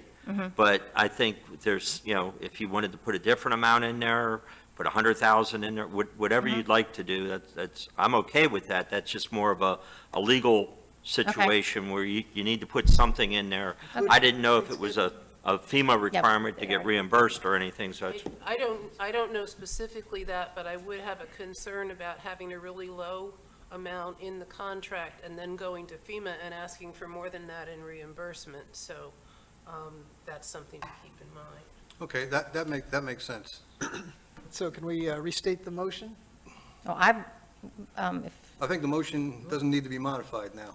Okay, so we have a motion and a second. I'm going to have one We more. do. wait, can I have one? I'm not going to take a vote yet. You're going to get a chance. I have one more comment about just moving the end of my, for the future, I'm asking the town manager and our grant managers, the expenses stand out on we're so small that these huge numbers really stand out, and they're justified probably most of the time, but, so if we could just, we need to make the efforts to let us know and bring it forward to meetings and explain probably repeatedly what it's going towards, what they are, and letting us know, because they do, unfortunately, or fortunately, they're significant and they stand out, but that is how we fund all our capital projects, so. yes, and I would like, if you all don't mind, since she made the trip to be here Yes. tonight, if we can ask Amy Adams to come up and Sure. she can explain to you that she will be diligently taking care of notifying you of the expenses. Just to sort of put this to rest, the 289, we were not given a number that in the RFP of how many you wanted written per year, nor did you put in the number of how many need to be managed per year. So the number I provided was 72,000, because she said, I'm pretty sure we're going to have like 8 to 10. So I went with the low number of eight grants per year, 9,000 a grant is 72,000. So I've never really written 8 grants for one town per year, because we usually get all the money in the first 2. So, but at any rate, that's sort of the way we go. You cannot get reimbursed for writing a grant because you don't have a contract with a state or federal agency. So the home has to pay for it. So the person that's asking for the funding, that's the skin you got in the game, putting that out there. Currently, federal and state agencies are required to provide a minimum of 5% of management, 5% of the total grant going toward management. So that's the reimbursement you're getting for all of our costs to manage this. That's not lobbying in the beginning when you're writing a grant. Which is only 9,000. It's the cheapest I've ever written, ever. I mean, they're usually way above, doubled that, for when you're getting 9 million or 3 million. I mean, that's nothing in the bucket for you guys. I mean, you're getting so much money. So the way that this doubled so much since DeSantis has been in office and since FEMA has, taken over a lot of the money, you're seeing larger and larger amounts that are coming to local governments. And so it's hard to get that money, as I think Mr. Tombach was trying to say, is hard to get that money if the players don't know who you are. So I've been in the industry for 28 years right now, had relationships with DEP staff all that time, EPA staff all that time. You have to have those relationships. They're giving money to you. It's expensive money. And so they have to put you in this balance. And so that's why I take contracts with local governments that really need the money. And you guys are underwater. You need to get that money. and you need to do, resiliency work, you need to, lift areas, you need to have clean water, you need to have sewers put in, all those things. Because it's destroying your water bodies, and it's destroying your drinking water bodies. So when I put that together, I wasn't allowed to ask questions after the first two or 3 days. So when I was looking at putting together the proposal budget, I didn't know if it was 8 that we were writing this year, if it was 2 we were writing. So I essentially sent an email to Mariah and said, I'm going to go with 8. You guys said you need a lot of, money. You're going after big dollars. I don't know how we're going to manage 8. That's a lot to manage in 1 year. I don't know how you're going to get contractors to come to the door to do the work. So what I'm just saying is you could spread it out over 5 years. It doesn't really matter. The budget doesn't really matter for the management because that's getting reimbursed to you. So yes, you put it out 1 month and you get the check back the next month. So it's a 30 to 40 day turnaround. I've usually seen check come back, and they're doing it so fast that it's coming back in less than 5 or 6 days back into your account. So yes, you're putting the money out there. It's up to 5% that I think it's being raised to 6% that you're allowed to get reimbursed for on the management costs. We write that right in on our proposal. We stick it to 5 or 6, that's it. And you put your money out, you put it on the table, and you get it right back. So you're really paying for the upfront costs of $9,000 to get your $3 million grant, or whatever it is, to put the proposal in. But Joe is absolutely right. He and I have to go knock on doors and talk to people, and you develop relationships over the years. You have a tremendous senator, State Herald. She's amazing. She's asked me to come back to this town 3 times since I left, because we were bringing in so much money early on. And I, have written FEMA grants and so forth. And anytime you have major hurricanes coming in, it's huge money. Some of the smaller communities are only getting like 4 or 5 million because it's all they can bite off at that time. It's a lot of money to manage 5 million. It doesn't seem like it's you, but if you have $4 or $5 million grants, and you need to get them done within a 5-year period, that's the period you got, and that's it. You lose the money after that. So, it's a lot for a small community to do that. You just have to begin to put it in chunks. Joe had done it for years where you did the 3-phase, program. I think you're still working on that because you got into 2nd phase and you're trying to get to 3rd phase. I'm ready to get to the 4th and be done. Finish the work that needs to be done here and finish the community, because that's what's happening.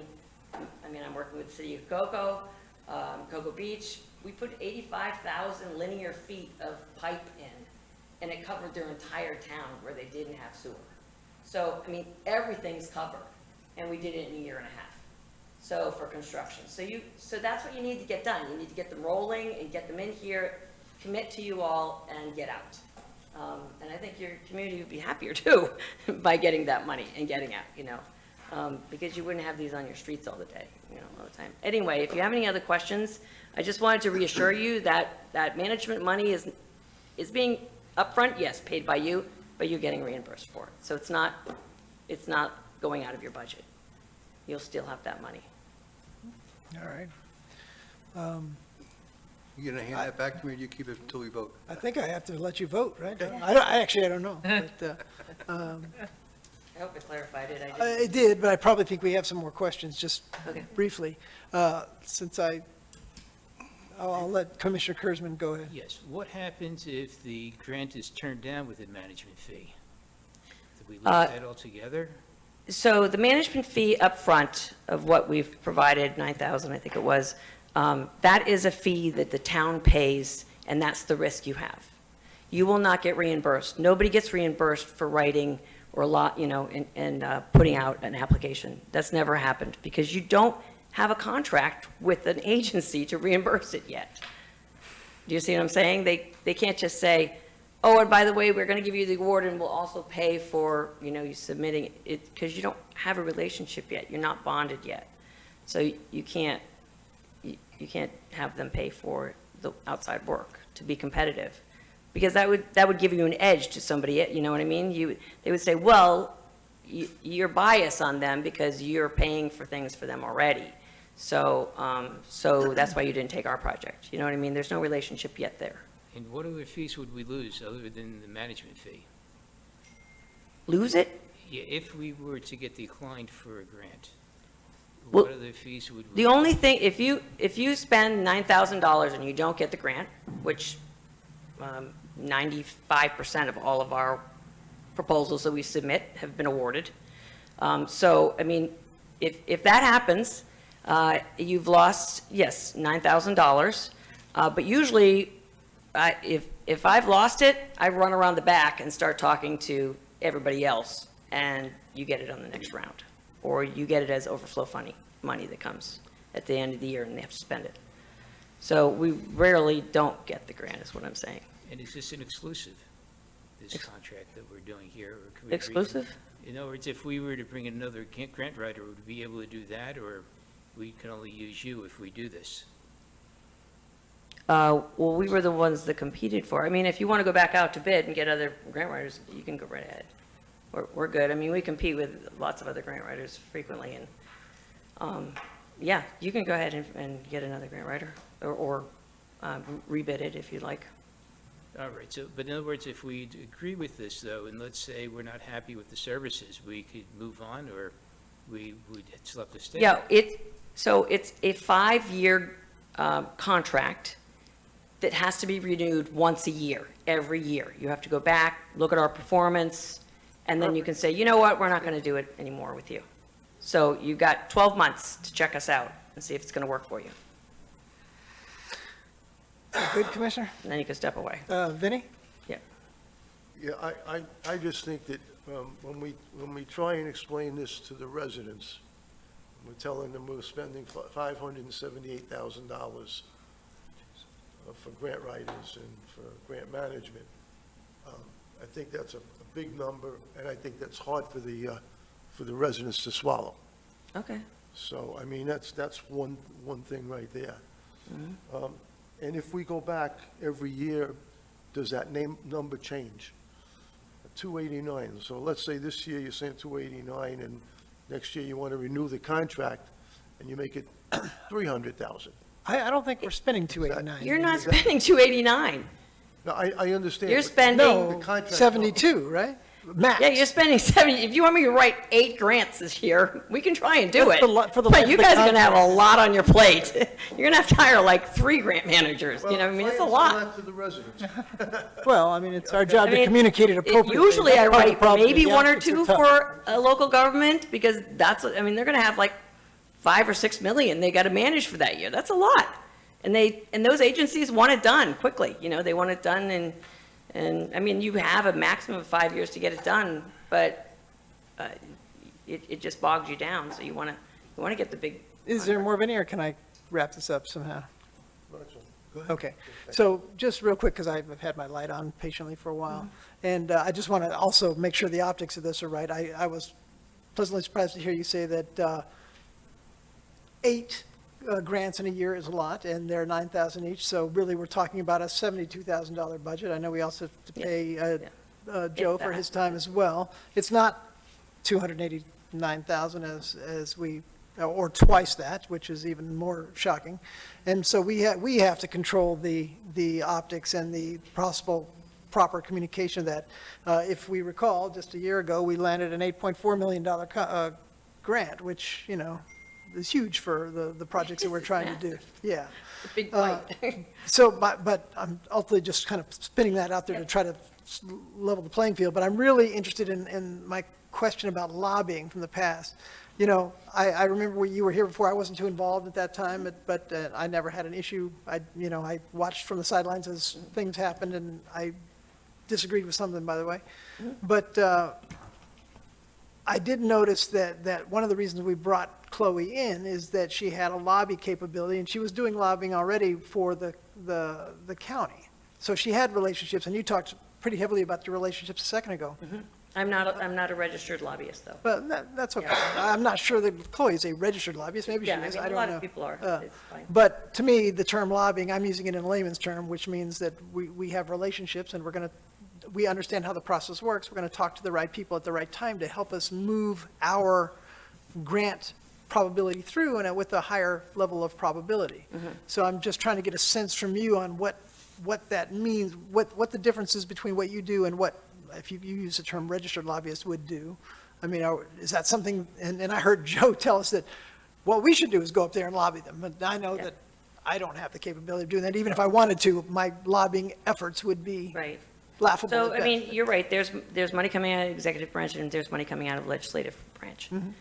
There's one deadline with legislative and, you know, Are you integrated in somebody- that process? I mean, you understand the deadline? Yep. Okay. We have the one or two counties get together, I think it's Martin County and St. Lucie, get together during the legislative session where they get all your legislators in front of you, your state senators and state reps. And I think Kaya's been to this and John's been to this with me. And I essentially make introductions. These are, you know, they know they're senators and state reps, all of you do.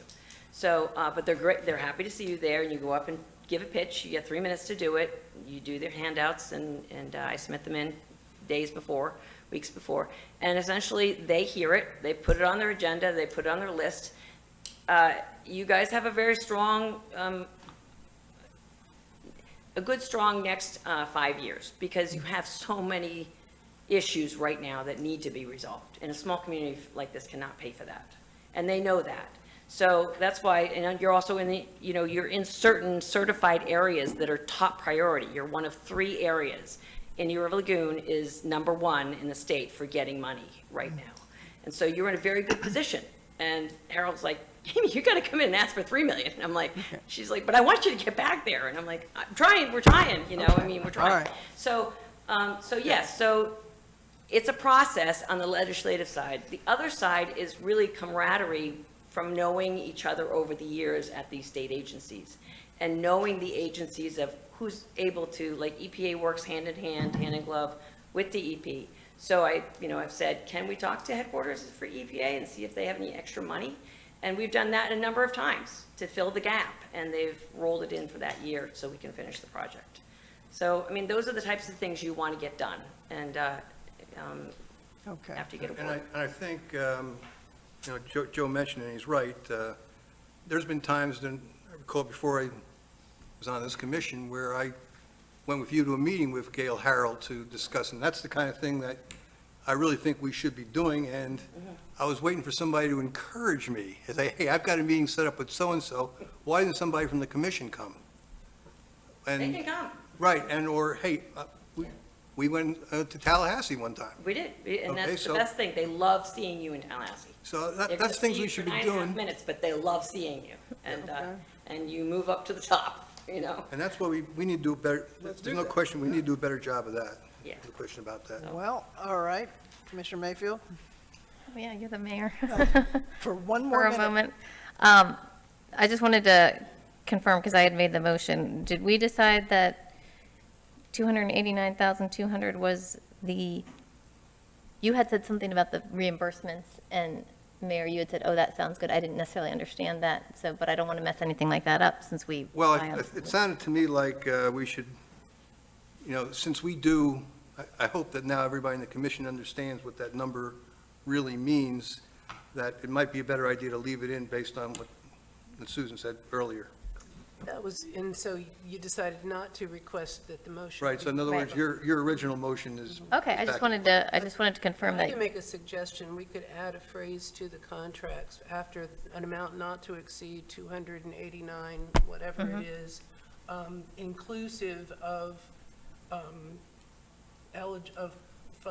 funds eligible for reimbursement or something like that. That would just show that that number includes. You're okay with that? That'll, reimbursable that'll tighten You're up, gonna get a reimbursement. that'll tighten up the language a lot. Yeah.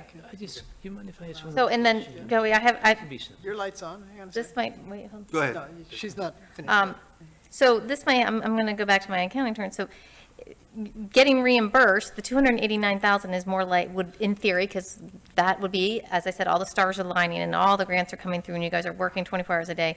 That would be reimbursed, so the actual expense, so the expense would be a lot lower. This is cash out versus the actual grant expense for the year. Or maybe that's like the accounting thing, but do you understand what I'm saying? Like, what did The management cost is, we don't go above the 5% because they're not going to. No, I'm just talking about like what Sewell's Point would put on their expenses for, meaning the 289, correct? The 289,000 is cash paid to you guys, correct? It's reimbursed, yes, no. Yes. It's paid, so it's a reimbursement to you. So. So we pay yes, the cash to you and then we get reimbursed? Yes, for that cost. Okay, So yes, it's a temporary cost to you. correct. Paid by- It's cash out, but then like at the end of by the the year, if we looked for our Yeah. expense for grant management, since we And got and I'm reimbursed. guessing, we'd be I'm able- guessing those are two different line items on the, in the ledger. Yeah. I don't know, I was because just you have a trying to minus get- sign, you know, Yep. you're going to have Yes. a plus and a minus. Okay, So- so I would make a motion, modify my original motion to add the phrase that Susan, to say inclusive of reimbursed Inclusive of funds. funds eligible for Yeah, reimbursement. eligible for reimbursement. That's right. You're gonna, Okay, I'll second that motion. all right. Commissioner Kurzman? Yeah, I'm just trying to simplify this. This is the best way I could to explain it, I guess. This way everybody will understand. Pretty much we were paying the previous grant writer $60,000 a year. So if we wrote, let's say, 6 grants for $54,000, that would be unreimbursable, the 54, but it's still less than the 60 we were paying previously. Am I correct on If that? you lost them, if you didn't get the grant. If we didn't get the grant, correct. Well, you got it. If you didn't get them. That's our out-of-pocket. That would be a real big out-of-pocket, yeah, for you. Oh, If you okay, didn't get that's- reimbursed, yeah. I mean, it's a cost out of pocket, but you're gaining so much, you know, for that. No, I'm No, more. reward. Yeah, I'm Yeah. always looking to, protect What's the everything. out-of-pocket? So I always wanted the worst scenario that is going out of pocket. So that was my main concern. Obviously, if we get grants, and that's what this is about, and If you only write 2, and both of them are, 10 million, you're probably not going to write for more. You're pretty busy that year. I mean, you might put out more, I'm not sure. I think you have quite. Is that good? You done? yes. There's one light left. Bob, your light's on. I just wanted to say, so, I think what Kyle was looking for, what are we going to put in the budget? And, it'll probably be 72,000 is what we're putting in the budget.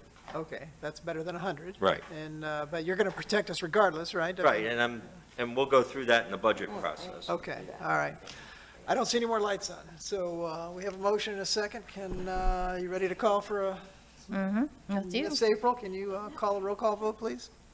Commissioner Mayfield, Yes. Yeah. Mayor Tompeck, Yes. Vice Mayor Fender, Yes, Commissioner Burrell, Yes. Commissioner Kurzman. Yes. motion passes unanimously. I'm giving you this back. I never want it again. Thank you. Thank you. All right. Moving right along. Where are we? Okay, we're on South River Road Drainage Project. Mr. Daniels, you want to introduce us to this item? Yes, as you know, there's been discussion for the last couple months, and amplified by the raining videos that were sent out to all the commission and so forth. And basically, even though we have South River Road, the modifications, it's $4 million, and, hopefully we'll have a grant writer that can take care of getting a grant eventually for that. But right now, we're dealing with a temporary, I don't want to say temporary because it's a permanent repair, but it's a smaller area than the total project that we wanted to do on South River Road.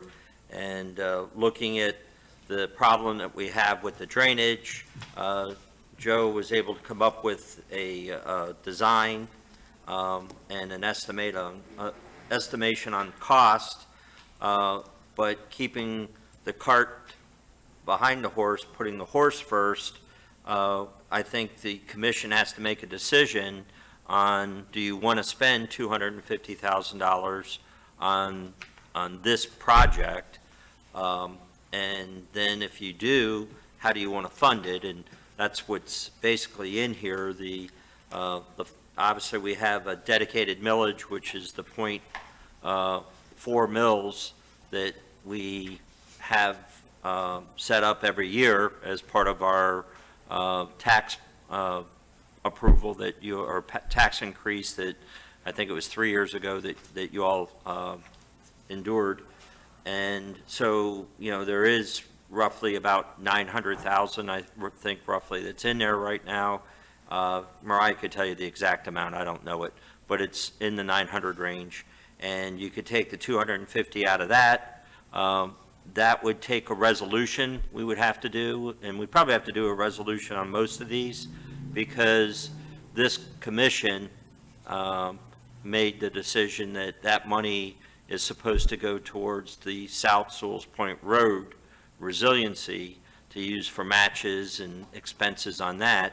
So if you're going to use it on South River Road, it's going to have to be a structural change and a resolution that we could bring forth at the next meeting, obviously, for you to pass. The other part of it, we could do an interfund loan where we take $250,000 out of the reserves in the general fund, and we pay it back to the general fund over 5 years by taking money from the dedicated millage to pay it back. And then we could seek funding from the state revolving fund to pay for the $250,000, or we can do a special assessment to the residents, which obviously I wouldn't recommend that. But again, I'm just trying to show you the different options that you have. The only thing I do want to stress, and you'll see that in the recommendation, if our recommendation is basically to do the interfund loan, so taking it from the reserve in the general fund to fund the project, if that's what you decide to do, and then go ahead and pay that money back over that period of time. But I'd also like to look at the cash flow situation, as we've addressed here almost every meeting now for the last couple of meetings, or 3 or 4 at least, is have a backup plan. So if we did need more cash flow dollars to do a state revolving fund loan. So it's a suggestion. Again, we can come back if it looks like we're going to have a cash flow problem, but I kind of wanted to keep that in your minds as a possible solution to a cash flow. Vice Mayor Fender? So, yeah, I was just going to ask, first of all, what specific property are we talking about on the road project? And also, it recurs to me, and the mayor can correct me or remind me, that once upon a time, we actually applied some millage that for capital projects like this that was supposed to be earmarked for loan-based recurring payback, right? I mean, that's what that millage increase was for, this particular type of project. Am I wrong or right about that? We talked about that in general terms, that could be used as a basis for paying back a loan if we No, decide I to take thought one that out. there was a very specific stipulation about the use of that millage increase for capital projects yes, like this. that's absolutely- And it could not be used for anything other than that. Well, Exactly right. I'm sorry, may I? Yeah. Just to clarify it, some meetings then afterwards, there was direction that I was given shortly after I got here, that money is not to be used for any capital project except South Sewell's Point Road. And Okay, we we're can saying go the back same and thing pull it in up. different words. No, because capital projects could be septic to sewer, capital projects could be, South Okay, but River in this Road. case, we're talking about the South River Road project, right? Or not? Right, but not South Sewell's Point Road. They're two different roadways. Point Road, not River Road. I'm not Oh, sure. this is what we're talking about is River Road, not South Sewell's Point Road? Yeah, on the river, South River Road. Oh. See, I'm thinking it was, I have to go back and look at it. I think it was more general than that. I mean, it had to be used for capital Yeah, projects. but then I think he's correct. We wrote capital projects because I remember that discussion, but the resolution says capital projects, but I think you're right that later we specified South River Road verbally or something? South River Road, I'm sorry. I read I'm that sorry, wrong. Okay. South Sewell Point Road. Road. Sorry. Do we have this in writing someplace? I'm sure. Yes. And recorded. Well, can we, I'm just saying, can we get it? Because I never saw it. Yeah, we can get a hand. You know, I was thinking about this, and, you know, we have, I checked with Mariah about a month or two ago about how much money we had in the fund there, the 4% millage fund, and it was about $700, almost $800,000. And we'd used very little of it. Some of it was reimbursable, but there was like about $8,000 that wasn't reimbursable that we had used. I think there was $130,000 that was reimbursable. So we essentially have most of the money left in that fund. So the question to me would be, you know, what I would certainly prefer to do is to take the money out of the dedicated millage fund. That was the idea. That's why we put it there. So we have, but the question becomes, you know, are we anticipating that we're going to have severe cash flow problems when Phase 3 gets rolling? Because that fund won't grow again until taxes come in again. So it's not going to get any bigger in the next 6 months. I don't believe that we're going to, but, you know, obviously, you know, anything can come up that, you know, can cause a problem. But there are other ways that we could deal with the cash flow, you know, spelled out even in this, I think I flipped the wrong page, sorry. But even spelled out as one of the options, you know, we could always borrow money from our own fund to handle the cash flow. But I think we should be okay. We've been monitoring, both Joe and Mariah and myself have looked at the pace of Phase 3 and the pace of the septic to sewer projects. And so I think we'll be okay. Okay. Commissioner Mayfield? Yes. The problems on South River Road, those flooding problems are real and they're not good. And a lot of, I drive through it in the rain and I see the other properties affecting the one property and the town drainage going into someone's property. So I feel the 250,000 is higher than I had thought when we talked about a Band-Aid thing. I am not I don't do construction, nor am I an engineer, but I guess I had envisioned maybe like 100,000. I also, in terms of taking it from the dedicated millage, you know, that tax raise, that ad valorem raise was hard fought and hard won, and I feel like the baby of this commission for 10 years or whatever has been that South Sewell's Point Road project. And I am hesitant to go to that fund because we sat here and talked ad nauseum about that project and how that millage was for that project. So I know we did say capital projects, but I guess I envisioned it farther down the road or something that was more universal.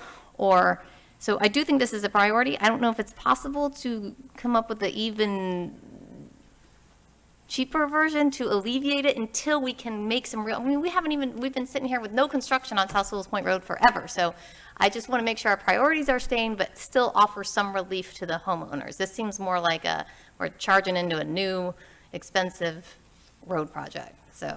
And, you know, it brings up, you got a good point there. It brings up another point when I'm looking at the CapTech memorandum and you identify this as an interim repair. Interim repair scares me a little bit because I'm not sure how that interim repair necessarily fits into the overall South River Road drainage plan. Are we going to have to essentially rip this thing out and start over when we do the rest of the work on South River Road? No. So first of all, I'm going to answer Commissioner Kaya's question. So there is things being done, because you don't see them because they're directional drilling the sewer and water main ahead of Phase 3 stormwater and roadway project. Mm-hmm. So I have to get those utilities out of the way. No, I just wanted you to know. Yeah. No, I mean, it doesn't sound like we're working out there, but we are. No, you are. I just. But I'm just telling you that people don't think that it's taken a while to get Phase 3 going. Well, it really hasn't, because we decided to break the project apart because we had funding, and at the same time, we could work on certain avenues. That's a good point. The second thing is we are, one of the things for the cash flow for the mayor, one of the things we are doing is we're actually bidding Phase 3 on August 1st. So by the time they get out there working, it's going to be September, and fiscal year starts in October. So we are actually, by doing it the way we are actually going to kind of help our cash flow. So I just want you to know, we've had to think about those things, and Mariah is the one that's been kind of pointing these things out to us, of course, as well as Bob. So then the last question that you did have, who asked the last question? It was what we're doing, an interim plan. An interim plan. So what I had originally planned was a stormwater improvement from Delano Lane all the way through Mandalay, all the way through Margarita, up to Sewell's Meadows. That was a longer stormwater pipe system, okay, that basically would capture the water in River Road, okay? And what we were going to do with that project is, besides it's much longer, it basically also entailed improving the roadway. So the road currently slopes towards the east, and that's where all the flooding complaints are. We're going to slope it towards the west and create a trough on that side to capture the water. The plan we're doing now is we're putting that storm pipe underneath that trough area, okay? And we are still anticipating some of that water will go across the road, because we have not put the money in there to go ahead and regrade the road to slope in the other direction. So you might remember, we had like $2.5 million for this project. We reduced it to $250,000, 10% of it, to just get the stormwater system in place at this point for a portion of it, where the most flooding complaints are happening. So that's what we're doing. And so then in the future, we will basically slope the road, and we will adjust some of those inlets. We won't adjust, the exfiltration system will be in place, and all the pipe will be in place for that one section. We will just adjust the road slopes.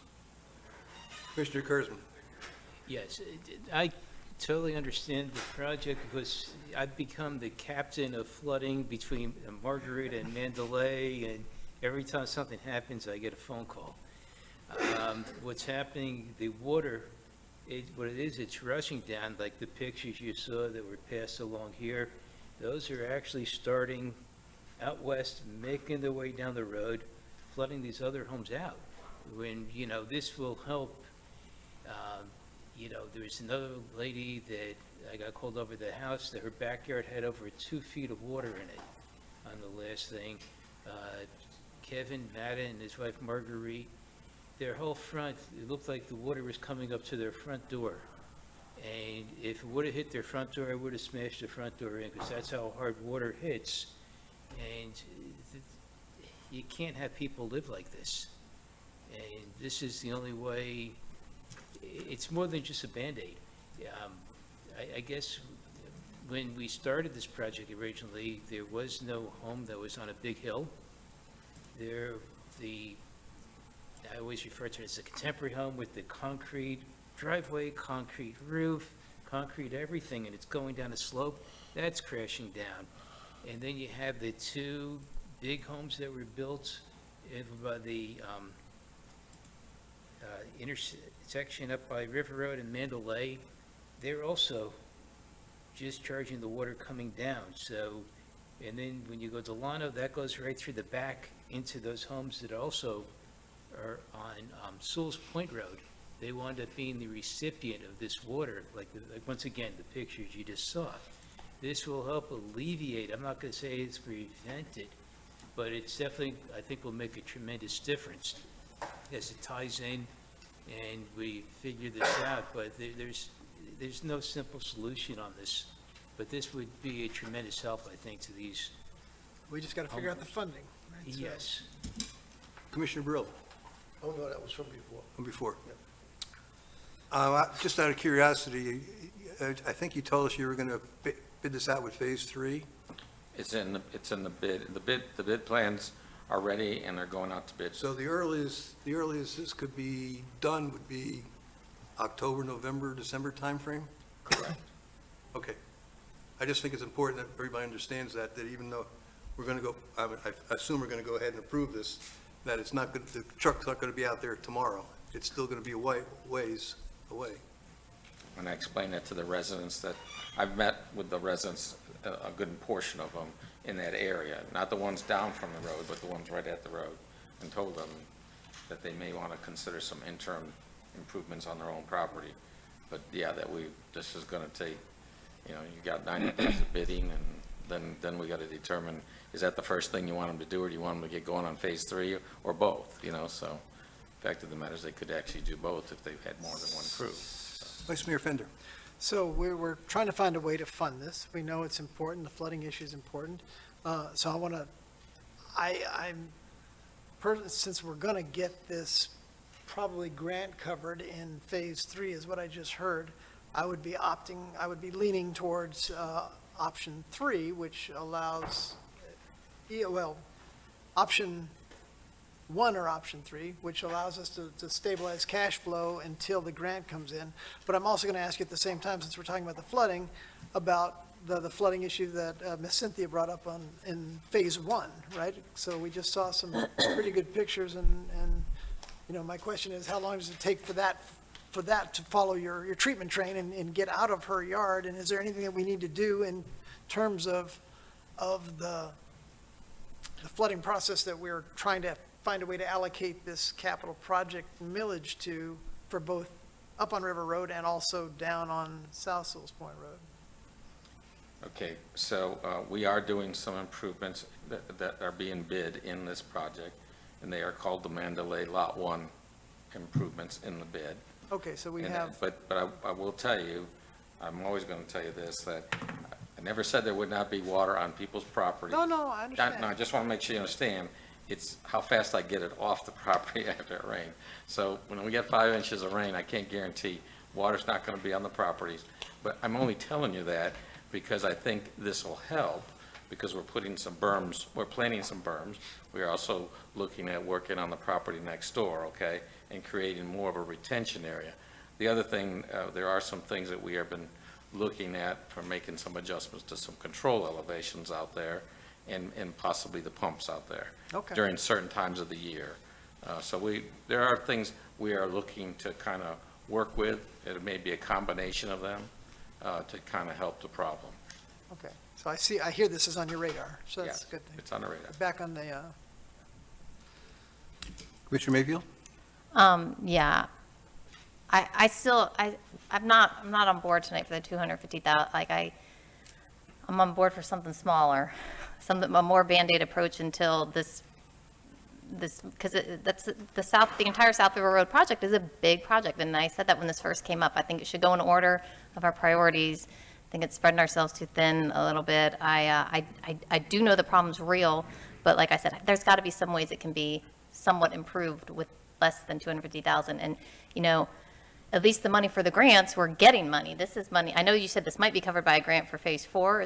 Am I correct? Or that there's grants you're going to apply for phase 4 for this? Phase 4, part 4, whatever. It was phase 1, part 4. Phase 1, part, yeah.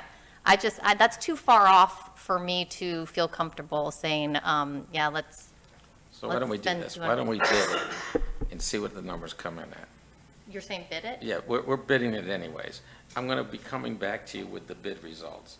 Why don't you make a decision? for South River Road. River Road and Sewell's Point Road Phase 3, and you can say, okay, I'm willing to do this. You may tell me you want to do less. I'm personally looking at the issues out there. I really need to at least do this amount because I'm trying to capture water that's moving across the road and capturing it on the same side of the road, and I'm trying to put some up in the Sewell's Meadow areas that doesn't get into Mr. Kirschman's road area.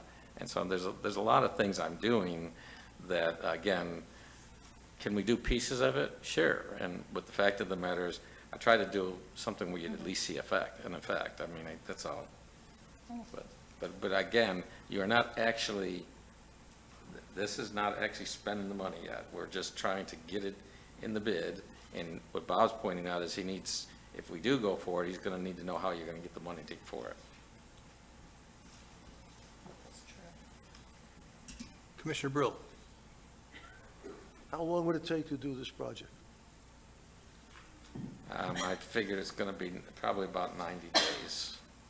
90 days, and I'm just talking that area. And it would help some of the homes down on Mandalay and South Sewell's Point Road. Will This it help a project little? here Yep. doesn't. This one is closer to the Margarita area, okay? The Mandalay one is the one that we'll be doing with Mandalay 1 lot work. And if we did the Delano side of this project, yes, that would have helped the Mandalay side of the See, project. when I thought you were going to do a temporary thing, I thought maybe you were going to do sandbags. Well, somebody's already done something. I was there on Monday morning. We only do that, we only do that in Stewart, don't worry about it. Vice Mayor Fender. I was just going to comment to Commissioner Mayfield that some small Band-Aids have already been done. I was just there on Monday, just happened to be walking by and noticed that the berms have been raised a little bit, somebody's put some sod in, but I could also tell that it crashed through that, and I could see the pooled sand on the sidewalk where the flooding didn't hold back with whatever current temporary work had been done. So probably more temporary work is going to be required anyway. Well, I should also mention that the property that is being improved, that is the house that's being built there, that gentleman is also putting in a slotted drain to capture his water and retention, which he hasn't finished yet. Yeah, okay. So that there's not only things we're doing, there's things that the neighbors Yeah. are planning to help us with, so anyways. So how do we tie this up? How do we? Well, that's a good question, because we haven't, Oh. oh, I'm sorry. Oh, do we have it? Yes, yes, he did put it in, and I apologize, didn't call. Go ahead, Mr. Tadikis. Frank Titicus, 12 Cranes Nest.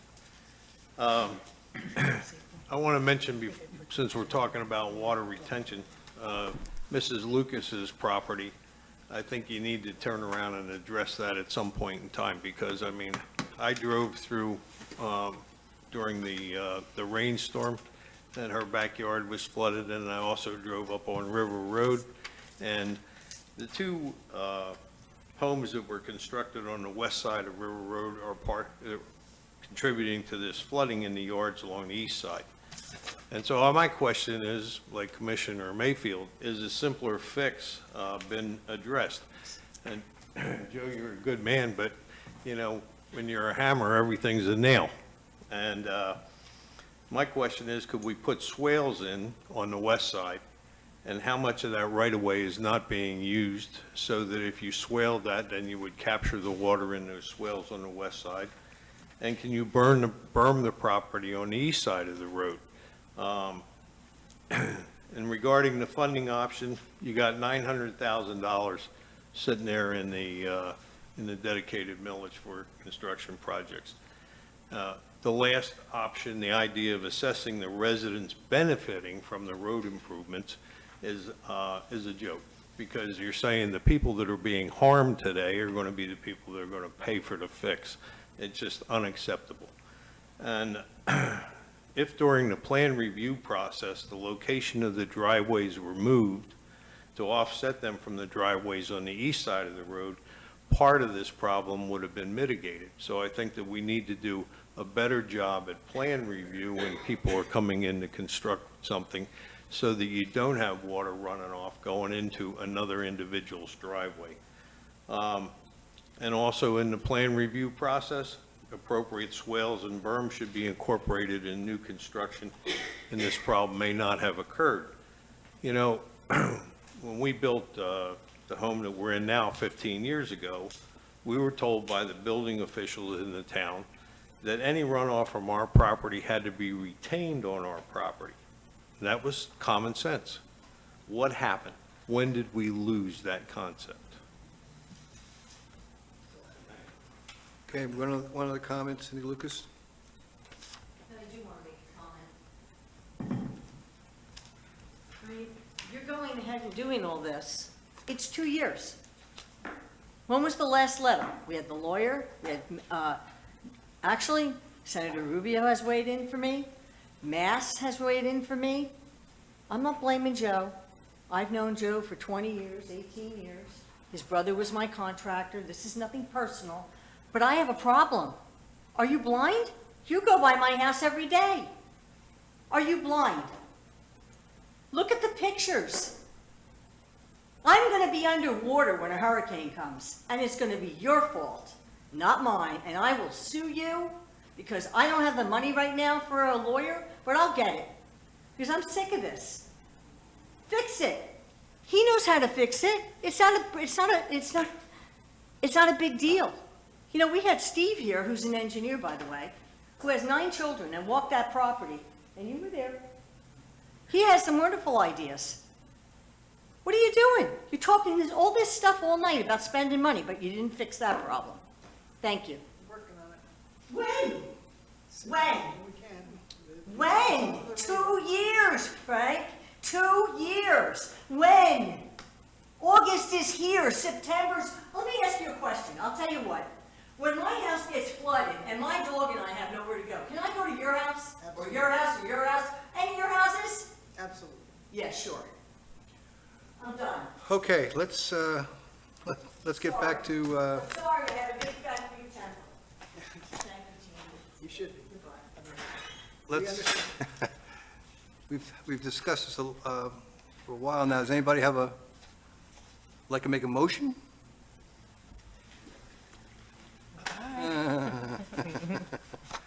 Or do we need more discussion about how we want to? So I'm inclined to follow staff recommendation, but I assume the fact that you're going to apply for the loan implies that you won't necessarily take the loan, right? Unless That's needed. correct. Just there's a process that you have Yeah. to go through with the state revolving fund. And so obviously I wouldn't go ahead and get a loan without you all being aware of it. But it does take 4 or 5 months to go through that process. Well, And before you came along, we sort of went through that process, right? Yeah. All right. Commissioner Brill? My gut tells me we should just take the $250,000 out of the dedicated millage. If we're going to do it, we might as well do it and get it over with. I don't believe we should go in debt. Commissioner Kurzman? I'm just going to say what Commissioner Burrell said. I agree with that. Okay, and that's the way I'd be leaning as well, but we do need to go back and do some checking there to make sure that the resolution that we developed for the capital millage, the restrictions that we had in that resolution, we're not violating those resolutions, that resolution. I'm I sorry. think April might have found it. Did you send it to me? Is that what you're I saying? did. Resolution 961. Can you just read it? Sure. Resolution of the Town Commission regarding the dedication of millage for capital projects. Whereas pursuant to Florida statutes, the town must annually adopt a millage rate and budget for funding town's activities. The town has approved numerous capital projects that are necessary to protect the health, safety, and welfare of the residents of the town. The commission desires to dedicate millage specifically for the purposes of completing capital projects. The town commission finds that dedicating millage for this purpose serves a public purpose and is in the best interest of the public health, safety, and welfare of the town. Whereas, dedication of millage, it is the intent of the town commission that so long as the town levies a millage rate greater than the current millage rate of 2.87 mils, the additional millage up to .40 mils shall be dedicated and used solely for capital projects. This dedication shall sunset on September 30th, 2036. Town Commission does hereby dedicate .40 mils to be used solely for capital projects approved in the 5-year capital improvement plan. Continue? No, I think that it doesn't appear to be anything in this. I think you're right. There may have been some discussions afterwards, but there's nothing in the resolution that prevents us from using this millage for any capital project we so decide. So I think in the resolution, if you all go that way, and I think we need to do it by resolution, just so we're documenting it, I can just, that'd be enough for me that I'm okay. So if a year from now you go back and you say, well, why did you use the money for this? At least that would be addressed Because I know it did come up at one of the meetings, and maybe it wasn't in the resolution, maybe it was just in the discussion, so. Commissioner Mayfield? Yeah, I feel the need to say it one more time, maybe because I was mayor when we raised taxes, but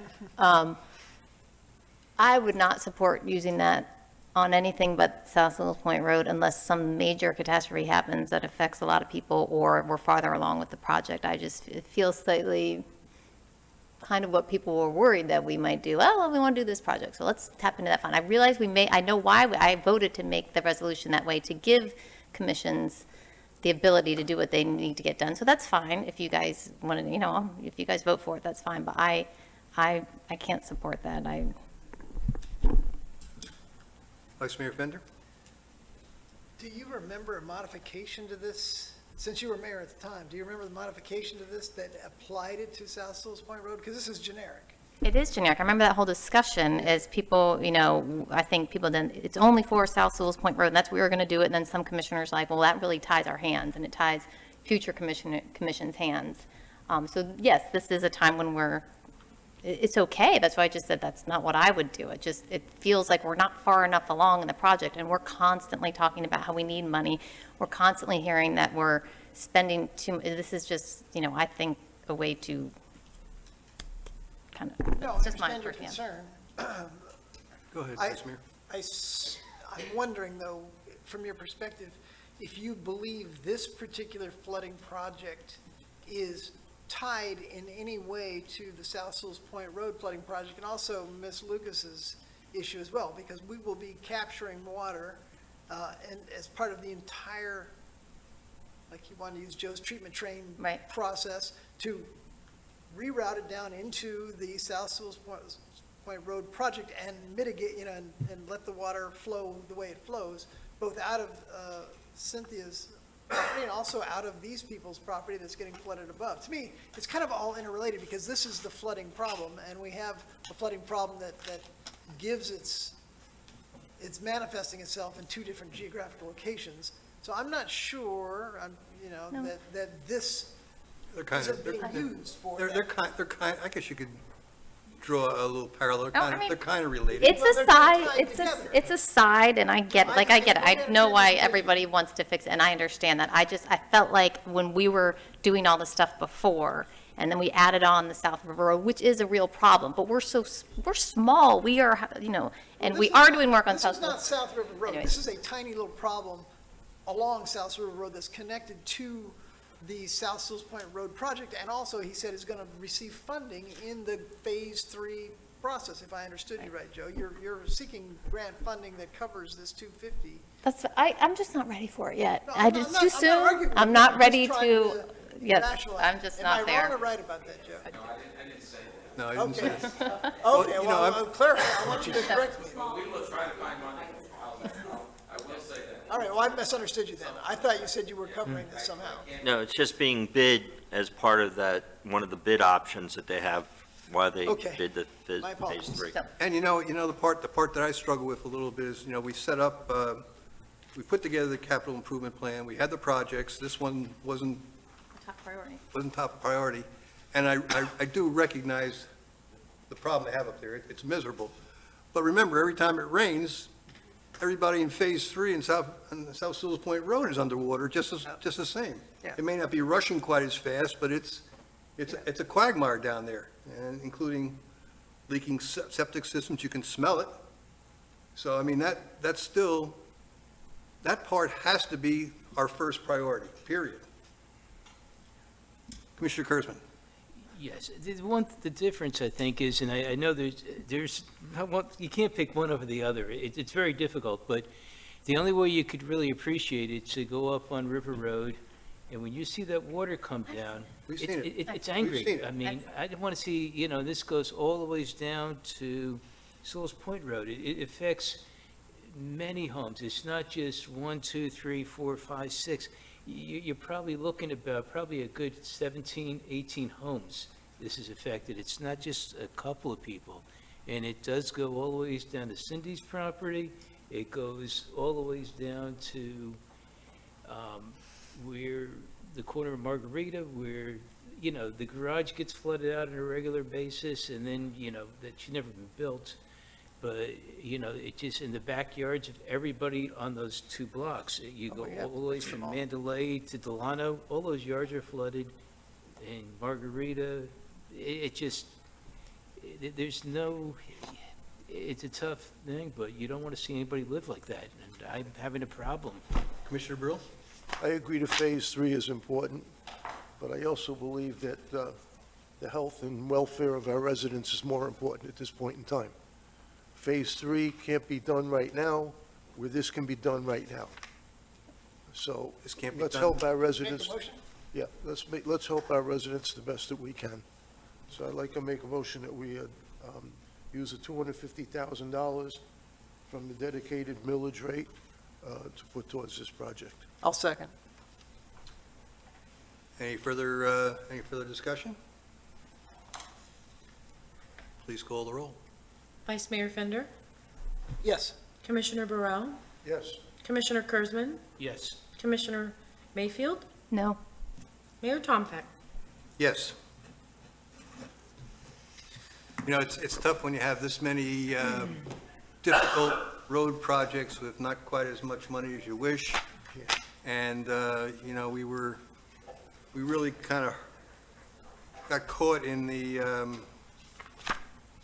the post-COVID thing with prices and that kind of thing, which is why we had to bid, Phase 3 a couple of times. I know what Commissioner Mayfield's looking for. She wants to see blood and guts up. She wants to see the road ripped up and dirt all over the place. That's what she's looking for. But we both know that underground piping is pretty important. Okay, that brings us down to task orders 1 through 4, South River Road for the town engineer.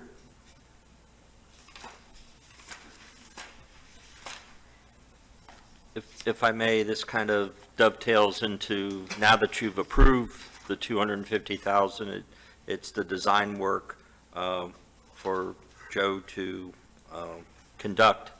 So I know you've probably done some already if you're putting it in the bid specifications, but some of it might be reimbursing. But I think in his documentation previously, I think the amount was $40,000, and that's what he's asking. So with him having a continuing services agreement, we could just do a task order to that, and that's the intent here. So if I don't know if you have any specific questions, but this all looks like general stuff that an engineer needs to do. Any questions, or I'll entertain a motion for approval? Commissioner, I'll make the motion to accept the task order. Is that how I'm wording this? To approve it in 40,000. Say it again. 40,000, the task order. The task order of $40,000 to move forward on the flooding problem on South River Road. I'll second it. Any further discussion? Yes. Commissioner Mayfield? I'm just saying that I haven't changed my mind, but since it's approved, then yes, I will approve this. Please call the roll. Commissioner Burrell, Yes. Commissioner Kurzman, Yes. Commissioner Mayfield, Yes. Mayor Tompeck, Yes. Vice Mayor Fender. Sure. And I understand, I had the same thing happen on Yeah. a vote a I'm couple like, which way am I of supposed weeks to ago. go? But all right, so that brings us down to September. item G, meeting date September 2024. Mr. Daniels? Yes. As you recall, we went through the budget calendar, and as part of the preliminary or tentative and final millage rate setting meetings and the budget, the tentative and final budget, we can't have our meetings at the same time that the county commission or the school board has by state law. So when we published the calendar, we went with the dates that the county had given us at the time. Those have changed, and they are having their meetings on the second and fourth Tuesday of September. So my request is we could either do it on the Monday or the Wednesday. I suggested doing it on the Monday, so it kept it within the cycle, because we have to count the number of days that you have. There's a whole process on setting these dates. So, the staff recommended basically changing the meeting of September 10th to September 9th and moving the 24th meeting to the 23rd. So instead of meeting in September on Tuesday, we'll be meeting on Monday, but we hope to do both those functions at the same time. So you'll still only have to go to 2 meetings in September. I'm trying to be cognizant of your time.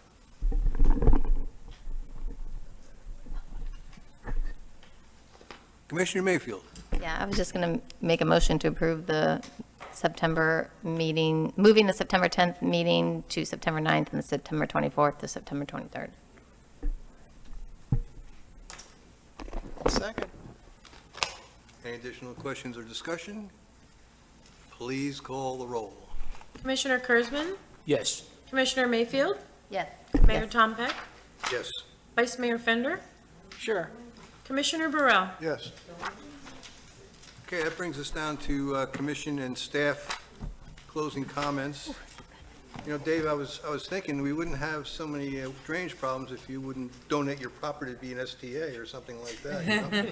Be a decent thing to do. I'm sorry, Mr. Daniels, go ahead. No, that's okay.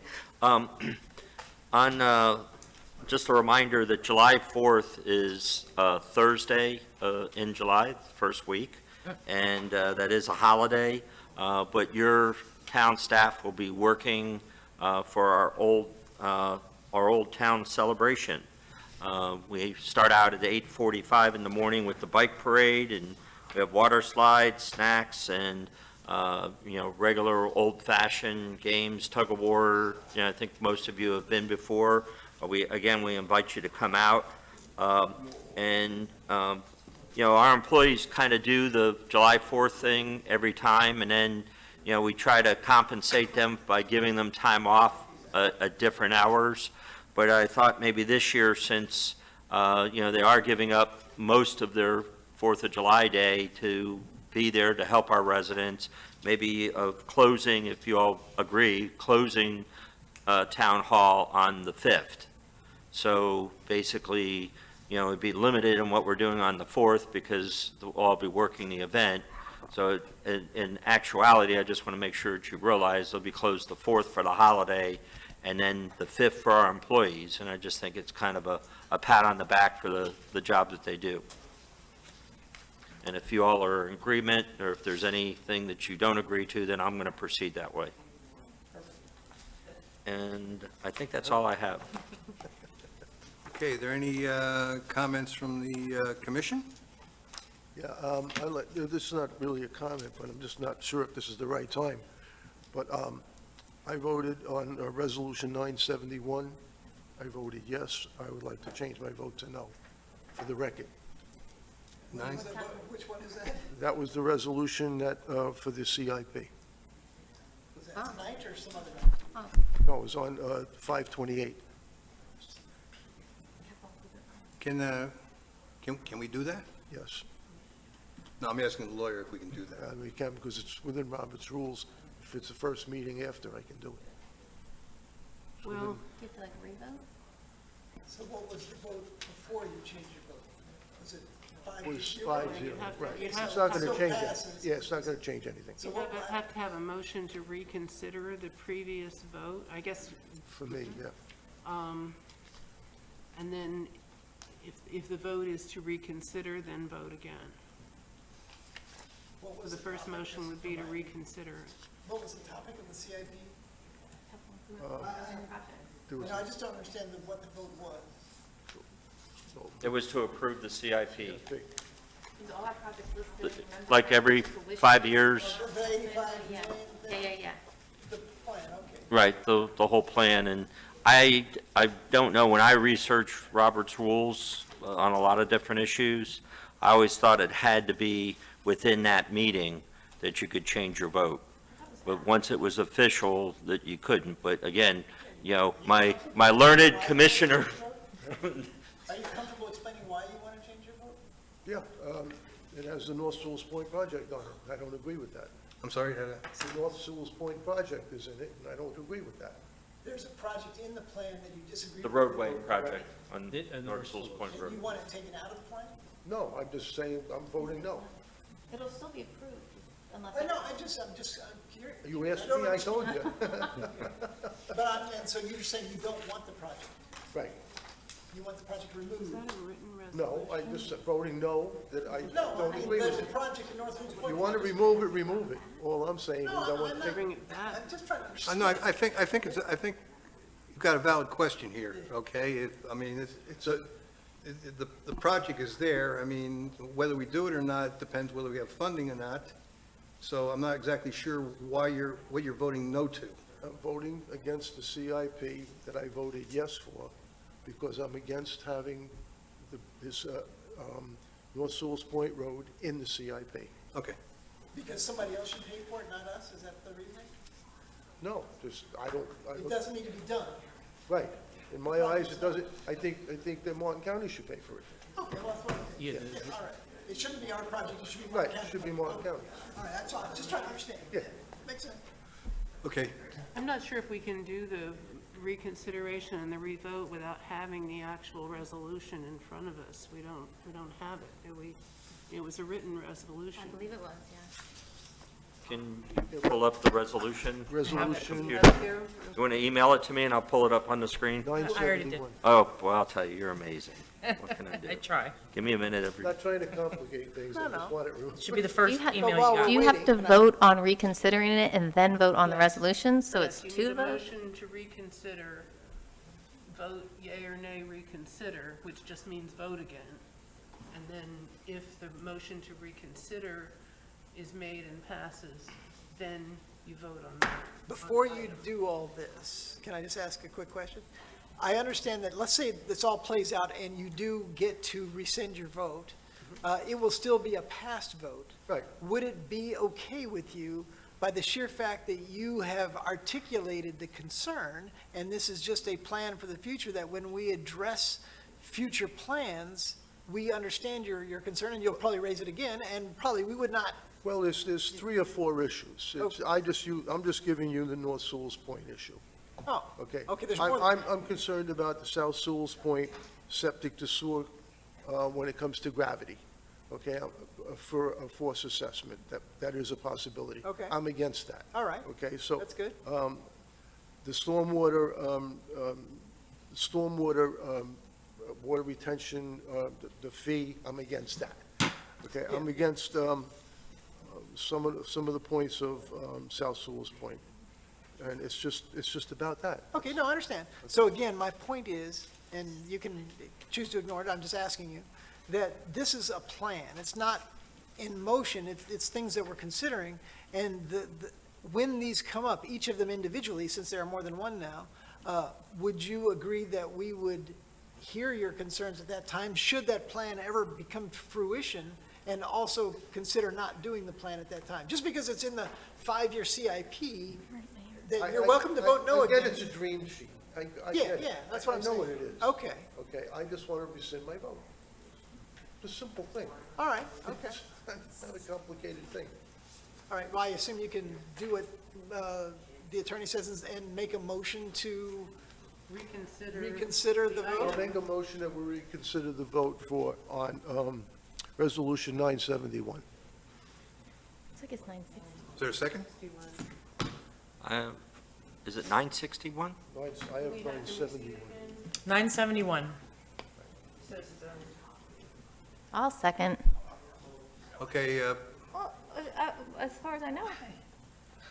Well, you should let die on the vine. okay, go ahead and call the roll. Jesus. Commissioner Mayfield? Yes. Mayor Tompeck? Yes. No, I'm sorry, vote no. My It's God. confused, it's my confusing here. God. We just made a motion to We're just reconsidering. reconsider. This Okay, is a motion to all right, reconsider. I vote no. No. Vice Mayor Fender? No. Commissioner Burrell? Yes. Commissioner Kurzman? Yes, it's the man's birthday. It's his birthday. Got that. God. So now. I'll make a motion to approve resolution number 971. Okay, we have a resolution Second. motion I need to a second. approve Resolution 971. Do we have a second? I'll second. Okay, please call the roll. Approve 971. Okay, Vice Mayor Fender? you had to choose me first. Sorry. We're now approving the same thing we did before. Okay, I approve this one, yes, thank you. Mayor Tombeck? Yes. Commissioner Mayfield? Yes. Commissioner Kurzman? Yes. Commissioner Burrell? All right. It was, Sorry pain- for all the confusion. it was painful, we got it I done. just felt morally wrong voting for it. Are there any other comments from the commission? Motion to adjourn? We're adjourned. Long meeting. Good.